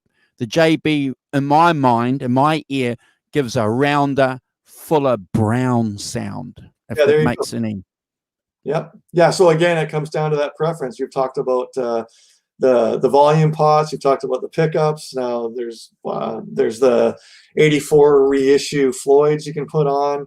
So you're really, it's that guitar building thing. You're being one almost. Get a body and a neck and put whatever you want in it. And that's what I did with that green Charvel, right? What are the things right? And I built it.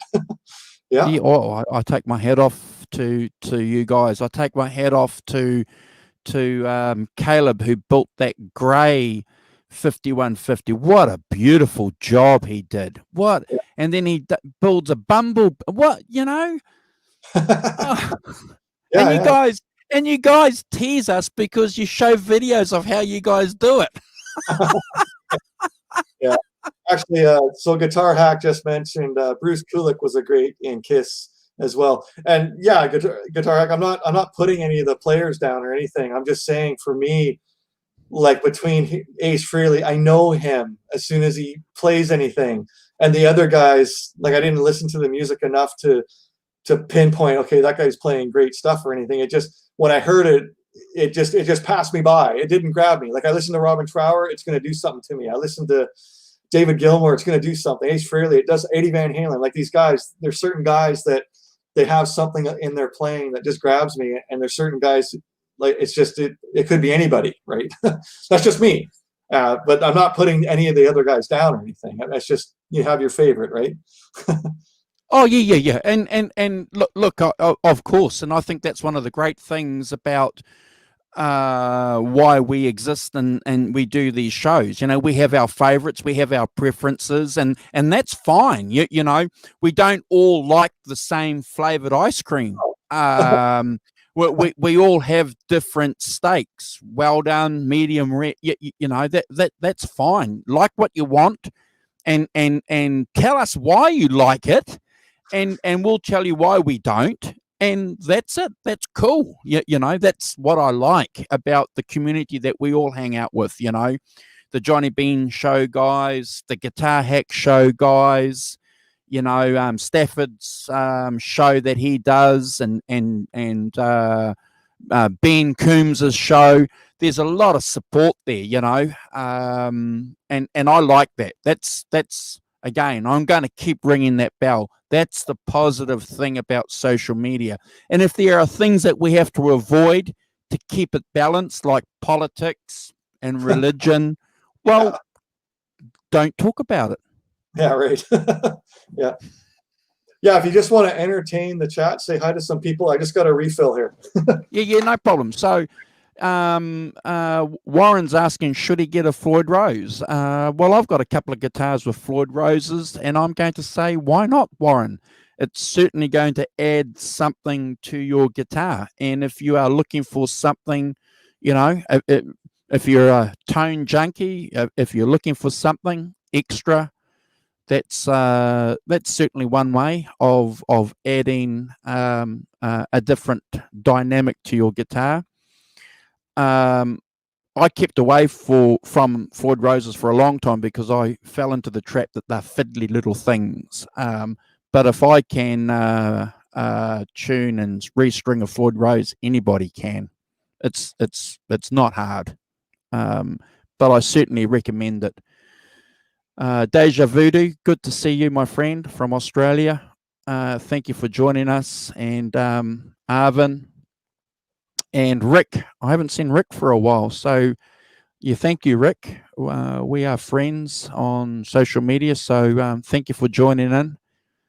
And yeah, it's cool hanging out with the Rummeister, isn't it? He's pretty cool. We're lucky to have him on board. he's a busy guy. He's given me a wonderful opportunity to ask him a few things and just tell us where he's been and what he's up to. And here he is. He's got his refill. He's back. He's coming back. Yeah. Here he is. Back again. Yeah. So this is the EVH. What do you call this? 5150 series matte army drab. And I don't know about anybody else, but when I first saw this guitar, the whole military thing hit me. And if you ever watch, like, I don't know if you've ever seen like Platoon or I guess First Blood, one of the first Rambo movie, or Apocalypse Now, where you see like a green military vehicle that has a red star on the door. So when I saw this, I immediately thought, well, it's a 5150 series guitar. They should be putting the decals on. So and then that whole thing I just said about the military thing, like a military vehicle with the red star on the door, like I just immediately envisioned this. And I'm sitting there going, here's another star down here, like it should, like the 5150 would have, right? Yep. Like I just envisioned it right away. As soon as I saw the ad for this, why don't they, it's a 5150 series guitar. They should be shipping them out with the decals on. I think it looks cool. Like I just envisioned it right away. And if I envision something, it's usually going to happen. Yeah, sure. So yeah, this is another ironic thing. Back to like I built the green Charvel, and then all of a sudden EVH brings out. They come out with the green EVH. Yeah. Hey, yeah. I want to ask you a question. So, what's the difference like? Because you've got the EVH 5150, which just has the one pickup. So, what's the difference like with the neck pickup? Yeah, so it's just a bigger, sort of fatter sound. Yeah, it's just a bigger, fatter sound, not as bright. Do you use it much? More of a deeper sound. Oh, like, okay. Like this is always going to be like the hot rodded pickup is usually at the bridge, and this is kind of a bit of a deeper sound to it. Definitely not as bright, but again, I would say that this was just. I saw the guitar and I had to have one. Like if they're going to have if anybody on the planet, there's a few of us, if they're going to have a 5150 series guitar, I don't even think any of the other guys even got one, but I was all in. Just again, back to that ridiculous military vision of this star, the red star on green. I said, it's happening. I'm doing it. And then I remember I unboxed this and I put the decals on right away. And I said that, I said, why aren't they shipping them out with these on here? I think it looks right. Like it was missing something when I first got it out of the box, and I go, it's missing the decals is what it's missing. So hey, I know you're a Marshall man, yeah, and clearly you're an EVH man as well. Have you got any EVH amplifiers? No, I still play out of a 1979 Marshall half stack. Wow. I still have the same amp. I've never had to do anything to it. Wow. The experimentation has been through pedals. So like I mentioned earlier, I go through like a Boss chorus into an overdrive distortion. I have a phase 90 for some of when I solo electric, I'll switch on the phase 90 sometimes. It gets that swooping sound, and I like that. And then there's also, like the EVH stuff I've tried. Obviously the guitars, just for nostalgia reasons. And then there's the EVH 5150 overdrive pedal, it's called, which it kind of gets the sound that I was getting through the chorus and the overdrive distortion all in one pedal. It actually, it does do that. So actually it eliminated two pedals down to one kind of. But then I have the EVH chorus. I've experimented with different sounds. But at the end of the day, if I'm going to go play live with my band, I'm still going through the old Boss stuff just because I got to have the Robin Trower sound, or I'm not.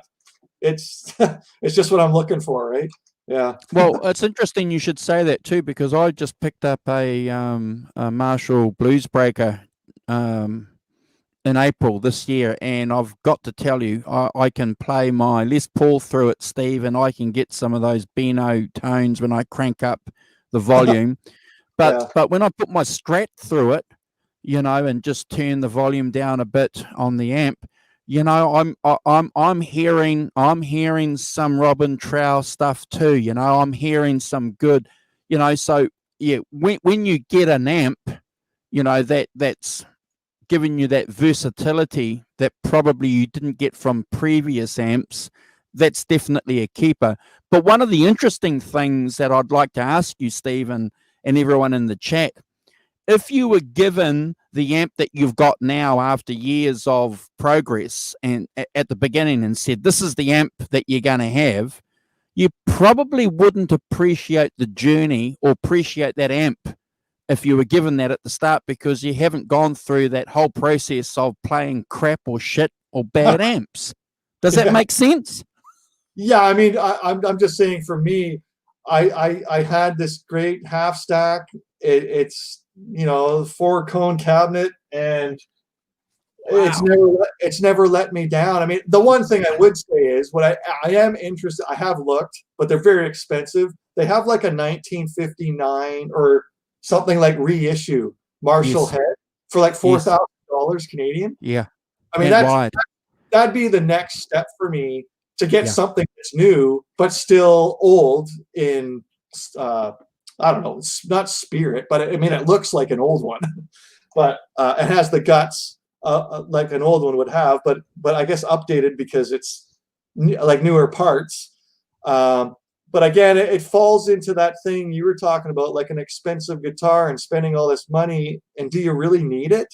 So I don't know what it is. It's like, I'll spend $1,000 on a guitar like nobody's business. Okay, I got to have this, but I've never jumped on the EVH amps or getting an updated like Marshall JMC 900 or something. Like I never wanted to drop the bucks. Like, it's just such a big hit to get the cabinet and the head, and like $2,000, $3,000, $4,000. It's such a big hit. Whereas, like, I'm getting the sound I like out of what I have. So why do I? Yeah, it's weird. I also I had all the Yamaha THR amps. I had the standard THR, the THRC, and the THRX. But I got rid of them, Steve, because I've got the new THR30, which has got all the 3 amps together in one. It's an expensive little amp, but it gives you the ability to line out. But my gosh, those Van Halen settings that you can get in that little amp, it's fantastic. You don't need to spend a lot of money to get some good Van Halen tones. You can go whole hog and go the Rob Johnson way. And what a dude that guy is. What a dude. I love that dude, man. That guy is just he's just Van Halen nuts, isn't he? Or you can, you can buy a Yamaha THR10 and buy an EVH guitar and, without spending a fortune, and channel some good VH vibes. Yeah, no. He says, although like those guys have amazing collections where it's all the VH stuff, and that's great. But for me, again, I'm just in that little pocket of the Kramer 5150 was my interest, and I didn't have to get like the Shark. I didn't have to get the VH 1978 Frankenstein. I didn't like I don't want to take it that far. Like I'm so like involved with my band that I found a sound I'd like, and I'm built the Charvel I built, and I'm cool with all that. Like, and I don't want, let's just say I don't want to pigeon myself into just sounding like one person. Like, I want to kind of branch out, and then I write my own riffs and stuff. And yeah, I've got a Robin Trower Van Halen sound for sure, but I'm not going to go out of my way to spend thousands and thousands of dollars on, I got to have this guitar, and I got to have the Shark, and I got to have the Star. Like, I can't, I've got other avenues in my life. Like, I'm not going to go down that sort of pigeonhole, right? Like, yeah. No, look, I admire those guys, certainly too, for that, because we all have different passions and different fields that inspire us. But I'm a little bit, again, like you, I've got a Stratocaster because I want to play some Clapton stuff, you know. I've got a Les Paul because I want to play some classic rock and roll. I've got another Stratocaster over here because I want to play some Stevie Ray Vaughan stuff, you know. I've got a Telecaster because tuned in open G with 5 strings because I like playing some Keith Richard riffs. I've got a casino set up because I like playing some Beatles stuff. So I'm looking for a guitar that's got to work, Steve. You know, I've got a guitar because I want to replicate a sound, but it's got to work. And when I pick up that guitar and go with some mates and jam, you know, that's what I'm doing. I'm not looking forward, you know, just to collect, you know. So the difference, I know what the difference is, like, not for all of them, but some of the guys, they don't actually play in a band, like in a band situation. Yeah. Like, have their collections, they stay in their room, and like I don't see them or hear them talk about playing music with people. And that's, I mean, for me, that's the number one thing, because I love the sound of drums. If I wasn't playing guitar and doing all this, I'd be playing drums. Because that's why I'm deaf, Steve, because I've stood next to hi-hats for 15, 20 years. No, I'm not kidding. Even my band, when I sit down with the acoustic guitar and I'm singing these songs, and the guys even playing the brushes and that, like, I love sitting with the drummer and seeing the eye contact and giving high fives and the whole thing. Like, I like the team aspect of it. And it's that I think that's a big difference right there, is because if you're playing in a band situation, that's different than just collecting the stuff. Yeah. And you like to be the one that goes up and apologizes for getting that riff wrong. Sorry, Steve, I cocked up there on that second song, man. I missed the chord break, mate. That's just the practice. And that honesty thing too, like, the guys know that if we're playing live and it's in front of an audience at a birthday party or something, like, we're on it. And then we're, like I was telling you before, when we do play a song and then go into the jamming part afterwards, that's where it doesn't matter so much. That's where we're sort of experimenting and having fun, right? JJ. See, JJ, he's a hell of a player. He's been in bands. He knows exactly what you're talking about. He still jams. He's got his garage there all set up, and If JJ ain't playing, he's playing.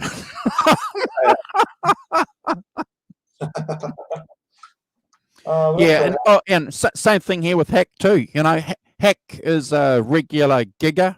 You know, can't gig. Yeah. Oh my gosh, when's it going to end? This is a time where, like, I had the Fender Strats, and the volume knob thing was bugging me, and then I like the tobacco burst, the way it looks. So this is actually a Charvel San Dimas, because of course I like this headstock we were talking about, and of course Fender owns Charvel, and so they went away from those pointy headstocks that they used to have in the 80s, and so it's very much a Fender Strat headstock.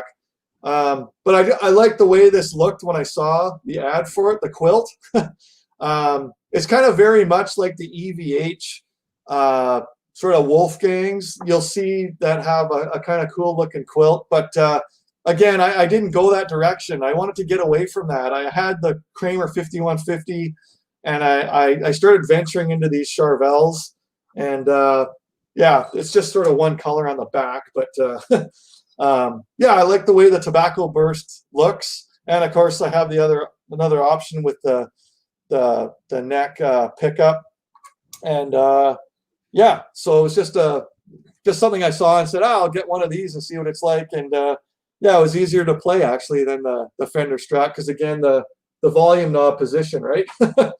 I went this way a little bit. This was the transition from the Fender Strat to the one that I built.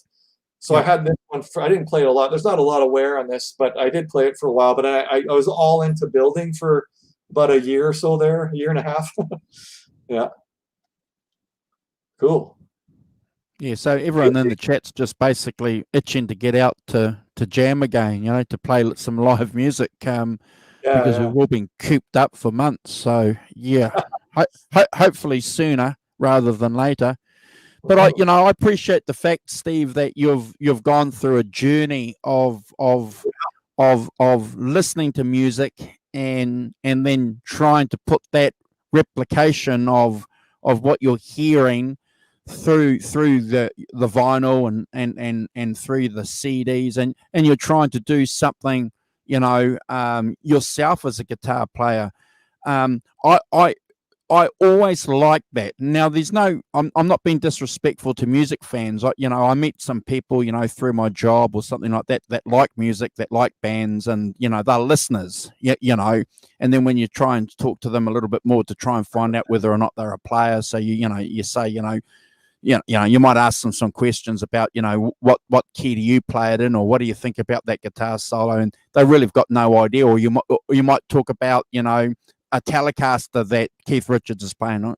I don't know what a Telecaster is. And it's like, oh, okay, all right. So yeah, and I'm not being arrogant or snobbish when I say that, but I think that's one of the great things I think about at least guitar players is that we probably understand the music a little bit more deeper. Does that make sense? Because we know how the music, or we try to understand how that musical tone's being created. Would you agree with that? Yeah, so for me, it's what I've mentioned a few times here, is that goosebump factor. And like I can hear a song like In the Air Tonight by Phil Collins, and I go, man, that song has an atmosphere.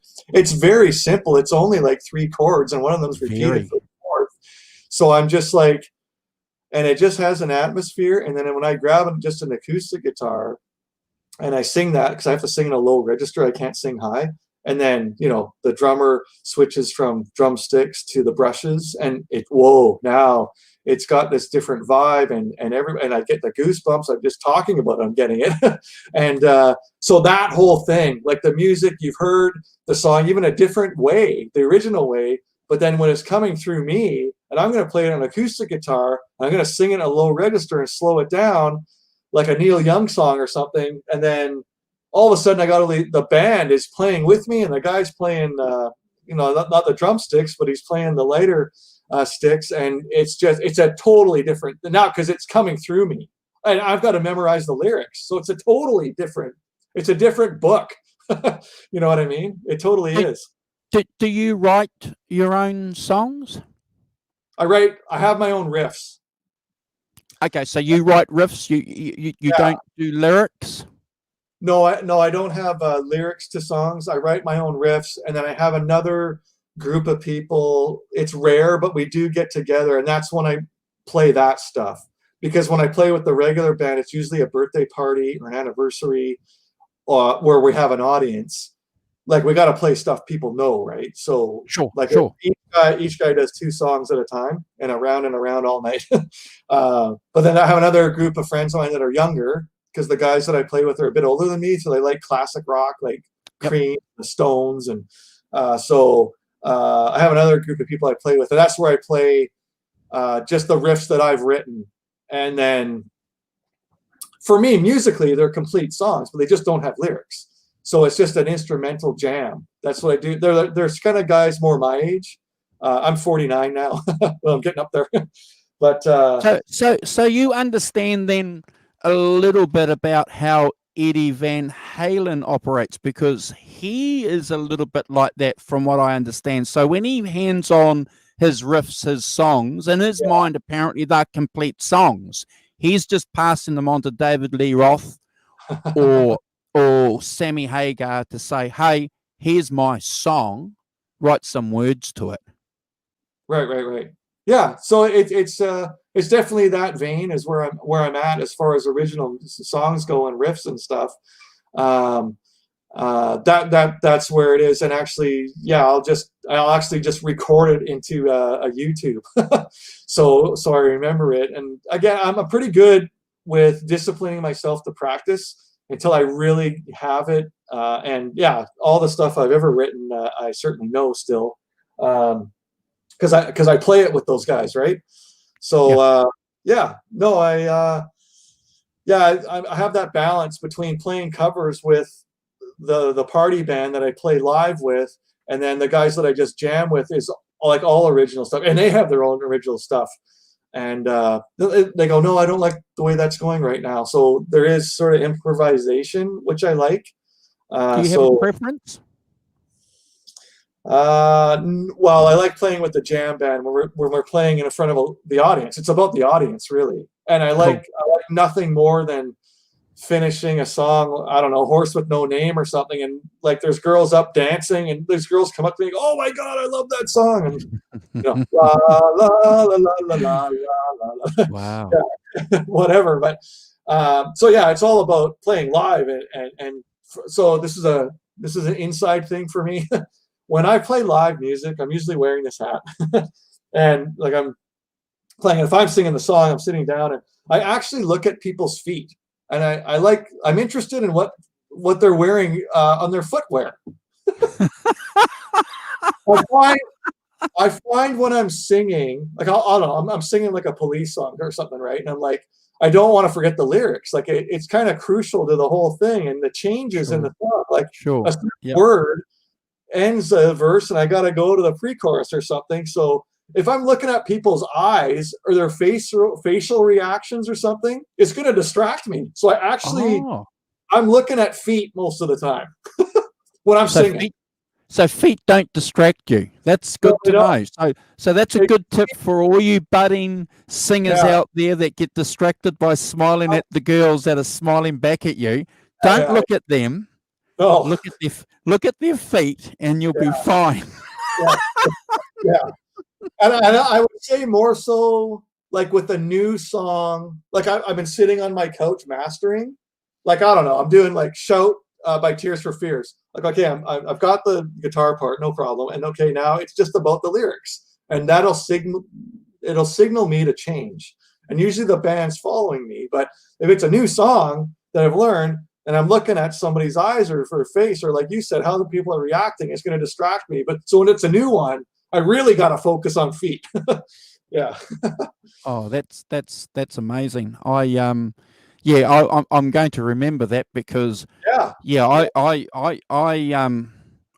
tend to, I'm a bit of a singer, and I enjoy that. I like most guitar players, we think we're better singers than the singer of the band, and we think we're better bass players than the bassist of a band. But no. Yeah, luckily in that band we actually don't have a singer because each guy takes 2 songs at a time, right? So, yeah. That's an interesting thing to remember. And I suppose if you're in a live situation, a lot of bands now have got auto cue to in front of them now, and I suppose because they're talking a lot they're interacting a lot more now, aren't they, with their audiences, and a lot of the professional bands are doing, well, we're doing 2.5-hour gigs, so you can't blame them for having an auto cue, can you, to help, keep you on track with the lyrics. Yeah. So someone said something here. Yeah, Warren H says, Horse with No Name was the first song he learned. Wow. Yeah. It's a good one, and the crowd always likes it. Girls like that song. So if you need a song for females that females like, they do like that song, even though it's from, like, I don't know, 1972 or something. Yeah. Well, you got to keep the girls happy. Yeah. I got a recent guitar that I bought. I'm going to show you. Yeah, sure. That's why we're here. Thanks, everybody, for joining us. Isn't it great having Steve Andersen back on board, telling us about things, love his enthusiasm and his drive for music. Isn't it fantastic? So I'll say before I show this, so there's the Van Halen stuff, and I've kind of covered that. Like, I'm building 5150s. I can build one, and that's great. And I used to like Fender Strats, and I went into Charvels, and I build my own. So I think guitar-wise, building-wise, and what I've liked, I've done. So through the years, you'll see guitars, collector-wise, I got a bit of extra cash sitting around, and I was kind of like, I always saw Kirk Hammett from Metallica. Now, I like a few of their songs, not everything, but there is a few that I like, and I like some of his playing on some of the mellower songs that they've done. He has a bit of vibrato. There's a song, I think Fade to Black has a cool intro solo and solo that gets going in the song. But so anyway, he had this Ouija board guitar. It was black. It was a little bit too dark for me. I'm not going to buy that. But all of a sudden, there was he brought out this one that was like natural wood looking, and that's what a Ouija board actually looks like. You know, when you're a kid and someone thinks there's a ghost in the house or something, and they play this Ouija board game. So I kind of said to myself, you know, even as an art piece, putting something like that up on your wall is pretty cool. So anyway, there was 666 of these made. Strange number. This is number 229. So this is a Kirk Hammett. It's ESP LTD, meaning the cheaper version, but it didn't matter to me. I mean, I could just hang this on a wall and it looks cool. I'm pretty particular when it comes to art. And so anyway, guitars kind of fall in that art category, actually. So for me, the black one or a white one, they had a red sparkle, a purple sparkle. But for me, this is more sort of almost looks, you know, like a wood grain sort of color. So I was kind of all in when I saw it. I couldn't stop looking at it. Wow. So once I can't stop looking at the thing, I know I'm already halfway there. And I think the inlays are pretty cool. It looks like the Turkish flag. I think the Turkish flag is red and it has a quarter moon and a star. So that's the inlays on it. It's actually 24 frets. This is longer than normal for me. So it's kind of, I did play this live once with my band, the party band. So it is a bit different because like my fretting hand is sort of further away from the body than normal. Yeah. Being up here, it is a different, it's interesting just to go 24 frets, 22 or 21, the difference. But when you go 24, I do notice it. And other than that, I mean, yeah, it looks super cool. A lot of people thought it looked cool when I played it, and I didn't feel like Kirk Hammett, like early on, it's always about black, right? Everything's black, and no, let's get some color. And anyway, I saw it and I thought it looked cool, so I picked one up. And if there's, like, I got the vinyl stuff that I collect, and I got a lot of stuff that's, you know, first pressings of things from when albums first came out that are actually pretty valuable. So I just thought, there's only 666 of these made. There was too many things I liked about it. Okay, I got to get one. So yeah, done deal. I've got a lot of respect for Kirk. Lately, Steve, you know, he apparently is reported to have paid $2 million for the Gibson Les Paul that Gary Moore owned, and before him, Peter Green owned. And he's been getting a lot of grief from some older fans out there because, you know, he's got the guitar, and I think it's more about the fact that they don't appreciate Kirk's music. But but there's a interesting article in a Guitar World magazine issue a couple of issues ago, and he talks about his love of that guitar. He takes that guitar everywhere with him. It stays in his room when he's in the hotels. You know, when he was, you know, they just did a gig at the beginning of the year, which is like a Fleetwood Mac tribute when Peter Green was still alive. And he loves that guitar. He plays that guitar. It's not in a museum somewhere or some guy's wall hanging up. It's being played, and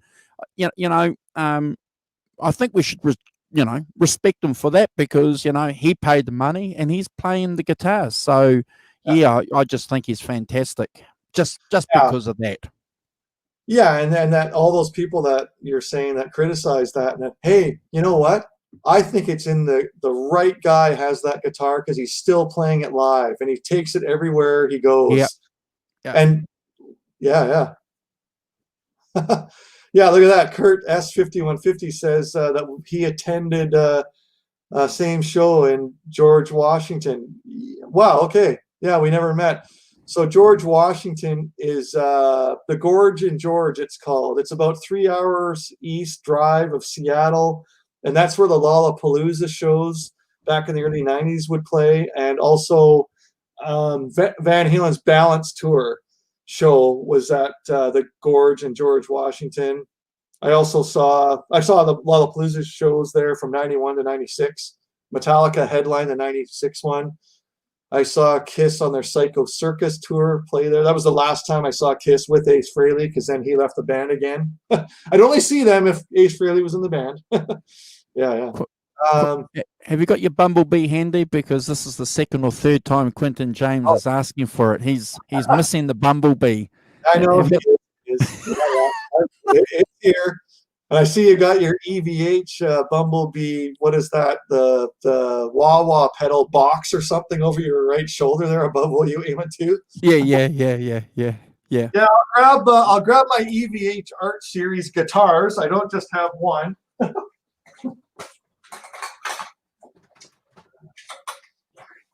This is the only Bumblebee I've got, guys.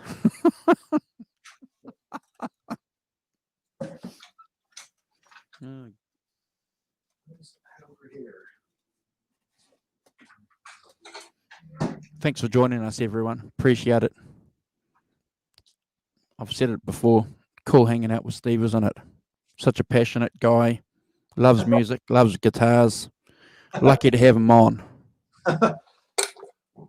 Yeah, so I would say 2004, there was an ad. I think it's around here, actually. Yeah, here's one of them. Yeah, convenient. It wasn't this one, but it was something similar to this, where all of a sudden, like I was talking about in 1990, when the Ernie balls came out, I was always saying, where's the striped guitars? So here we are, 2004. What's that? 14 years later, my dream came true, as they always do, right? So you could get, what do we got there? There's the Frankenstein, the white with black stripes. Then for whatever reason, like when I look at this ad, the Bumblebee one, I guess it's the yellow, it really jumps off the page at me. Like, and I said, my God, forget the red one. I'm going to get the black and yellow one. So yeah. I became a big Bumblebee fan. So that would have been on the back of Van Halen 2 in 1979, something similar to that. Again, they're not completely accurate, but at that time when this came out, I was all in, almost all in. I never got the white with black and stripes, but I did get the Bumblebee and I did get the red one eventually. So anyway, that was the ad. And then, of course, I got the Bumblebee. I have changed this up a bit. So I did put the screw eye bolts in. And this is a 84 reissue Floyd with the brass knobs on it. So there's the EVH Art Series decal at the tip there. Charvel. So this would have been the first Charvel I ever had, actually. So I was a big fan of this guitar, and you can see the wear on this thing. Wow. I mean, I've had this since it was new, 2004. I'm sorry, all these numbers, right? But I'm good at the numbers. So 16 years ago. I've had this for 16 years. There's Simon Williams in the house. Simon. Yeah, so lots of wear on this one. I played this thing relentlessly. So back again to, this is my business life. All of a sudden I had a bit of extra cash hanging around. So I said, okay, I've got, actually you sort of noticed this with my guitars. I kind of have two of everything. So 2 Fender Strats. I've got 2, like there's the EVH 5150 series guitars that I build my own. And so anyway, here's a red and black and white striped EVH Art Series again.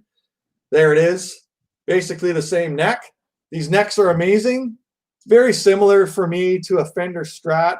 Maybe just a little bit flatter on the fretboard. For whatever reason, like that 2016 Cherry Burst I have, it feels like on the fingerboard, it's just a little bit rounded. Just a little bit. Which is I like I can tell because I own these things and play them all the time, right? But these are a bit flatter.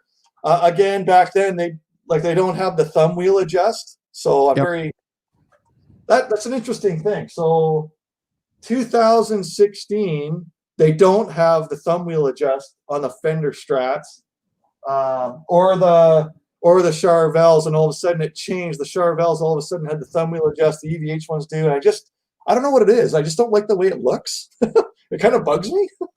To each their own. I know everybody's going to argue, well, it's easier access to it, isn't it? Well, yeah, but it's just the look. I like the classic look of things. So the interesting thing with this guy is, oh, by the way, the Bumblebee and this, serial. I'm a bit of a serial numbers guy. Back to the numbers thing. So the Bumblebee, this is number 544. So like automobiles, if you have an old classic car or something, if you have like a car that's within the first 500 builds or first 1,000, like it's kind of worth more money down the line. So at the time, I was very hip on getting a guitar that's like the first year, like the first run. So that's number 544, first year. And this one is number 831, so first 1,000. So the trick with this, you probably haven't noticed yet, but these Charvels, the first 1,000, this is the red with black and white stripe. The first 1,000 were actually recalled, but I still have one. So you see, like, there's like black that's under the red, and you shouldn't see that. And these seagulls are kind of screwed up. Like, that's not correct. And then over here, all this black underneath, you shouldn't actually see. And down here under the pickup, like, you shouldn't see under any black under the red. So these were actually recalled. I never got the phone call, and the cops never came. So again, like, that just adds to collectability as far as I'm concerned, right? That I still have this one. So what happened, Steve? Did people actually, from what you know, hand the guitars back to get the correctly painted guitars? Yeah, so what would happen is any of these that were still in a store, like a guitar shop hanging up for sale, those got sent back. Okay. Oh, okay. And then they replace them or whatever, right? One thing you'll notice, I don't know if you can see it on this, because this is a later ad. Yeah, so I don't know if you'll be able to tell or not, but on this one, it actually has a white volume knob. Yes. Like the second year, so that's sort of a nerdy, sort of minutia thing, is the second year and on, they had a white volume knob, but this one, the first year one, it's black. I bet. I mean, no one would know that except me, because I own this thing, right? And these here, it does have the skunk stripe, but interestingly enough, there's no drilling through for the Floyd, which is sort of, considering these guitars here. You talk about expensive amps and everything. These guitars, we're talking $3,300 Canadian. Yeah, and the Bumblebee doesn't have the screws behind the nut either, which is odd because it's such an expensive guitar. You think it would have the ultimate of what you could have, but yeah, sort of odd, isn't it? But yeah, this is probably, I think down the road, this will be the most valuable guitar I actually own, because I'm not supposed to have it. If it was in a store still, it would have been recalled, but I actually have one. Yeah, Kurt's right. They call it the snake bite. You know, when the nut goes right through, it's called the snake bite. Okay, great. Yeah, awesome. Yeah. Kurt's right. But it's like those bugs, those that have the pinchers, the earwigs. Yeah. Get the name right, will you? Yeah. So while we've got a few people in the chat, so Simon and guys, I went and tested out the Frankie, the Frankenstein that I ordered today, and you ordered that? Yeah, the EVH, the relic one, and I played it, and I didn't buy it. It's $3,500. The neck. So if you have a look at there at my 5150. You can see there where I've played it in a little bit, but the neck on that EVH Frankie, it's dark. It's I just didn't like the look at it at all. And they wanted $3,500 for it, so no. Because that's interesting. I know Caleb loves the one that he has. Yeah, Caleb cleaned his. He got some. He got some what do you call it? Steel wool, and he cleaned it because it was dark too, and he made it lighter. But I didn't want to spend the money because I knew that I wouldn't like Steve. I knew that I wouldn't like that Wolfgang pickup because I've changed the pickup from that Wolfgang, and I didn't want to spend another couple of $100. Yeah, just didn't make any sense to me. So I'll just keep this. I'm like you. I'm a 5150 baby. There you go. You only need the one. Yeah, that's really interesting. The neck situation there, because I know Caleb really loved and other guys seem to love the way it felt and played. But no, that's what it's all about. You got to go to a shop and I haven't said this yet. Here we are, almost in hour 4 actually. I haven't even mentioned to anybody out there that might be new playing guitar, the key thing, look at all the guitars behind Fender Guru there. He's got a Les Paul, he's got a Strat, he's got an EVH style, he's got a Telecaster, old tobacco burst. You really got to go to a guitar shop and sit down and say to yourself, what feels right to me? And not just sitting down.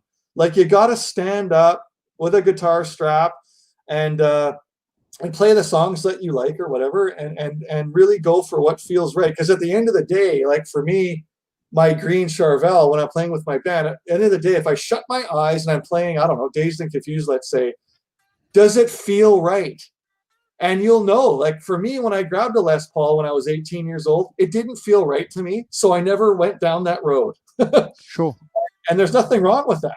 People love Les Pauls and will yell at me all the time. I got to love them, but I'm sorry. I picked one up. It didn't feel right. And I went the Fender Strat route. Yeah. Oh, look, there's no argument from me, Steve. I just, and Simon and I agree on this often when we do our show. You can't go wrong with the Stratocaster. If anybody asks me, and I've been fortunate enough to advise, people over the years recently, because they've wanted to get into electric guitar playing, I've always suggested to them, buy a Strat style guitar. You can't go wrong. They feel good. They sit good on your lap. You can noodle with them really well. They're not really heavy. They're adaptable. You can build onto that with pedals. You can play a shitload of stuff with the Strat. So, that would always be my go-to response and guitar, from experience. I know Hacker's a Gibson nut, and Hacker's one of the reasons why I got that. I got that last year. But I had to, though. If you guys understand, I've had replica Les Pauls over the years, and being a British blues nut and a Clapton nut and that Beano album, I just wanted to get something that was pretty close to that, because that's something that I want to, experiment more with in my playing, Steve, later on when I get more time and when I get an opportunity to jam with guys again. I'd like to do, some cream blues breaker songs in a live situation with some guys. That's the intention anyway. Yeah, Guitar Hack just says that. I love Les Pauls, but that's just me. There you go. No, that's what it's about. It's whatever you like. Yeah. Back to someone going to a guitar shop, pick up a Fender Strat, pick up a Les Paul, pick up an Ibanez, pick up an ESP, pick up a Kramer, whatever. And really, it's what feels best to you. That's what it's all about. Yeah. The most important thing too is, I suppose, is, pick up a guitar. I've got a good friend of mine who's a couple of years younger than me, loves music, never played a guitar in his life, asked me what he should do. I said to him, mate, look, pick buy a good, cheap electric guitar. You can learn on an electric guitar because I know the kind of music he wants to play. You don't have to pick up an acoustic guitar. In fact, I'd recommend to someone that's a little bit older, buy a good electric guitar and learn to play on an electric because, you know, you're going to hear something that's going to inspire you early on. You understand what I mean, Steve? Yeah. You know, you're going to be able to plug it into a small little practice amp and you're going to be able to strum along to Led Zeppelin. You're going to go, oh, yeah, that's good. You know, you can't do that with an acoustic. No, and the soloing aspect, you're ripping your fingers apart. Yeah. For me, acoustic guitar is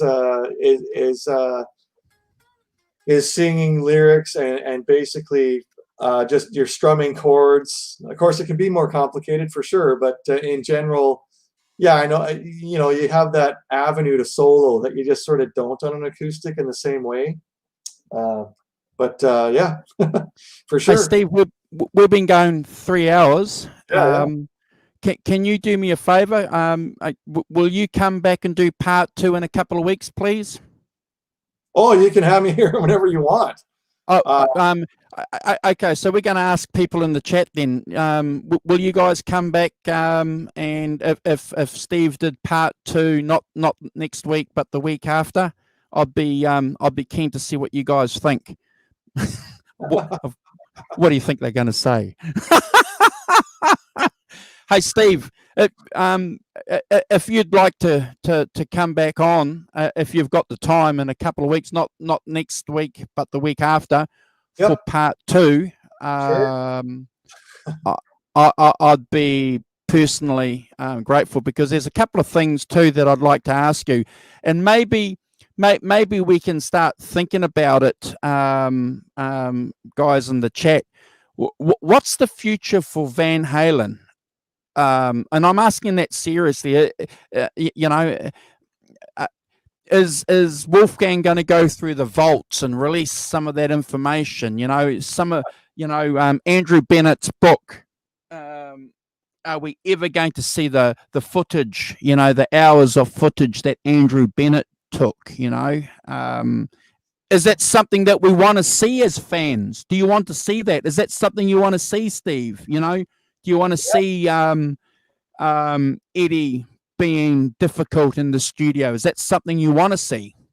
Yeah, I mean, it's even further than that. Like, what I'm going to say now is there's bands right now, like let's say Metallica, for example, they have like box sets of each album. Can you imagine, like Van Halen 1, you're going to get the album, you're going to get the CD, you're going to get a live concert DVDs, whatever they have out there in the vaults, a wicked book, stuff in the studio with Ted Templeman, like photos you haven't seen.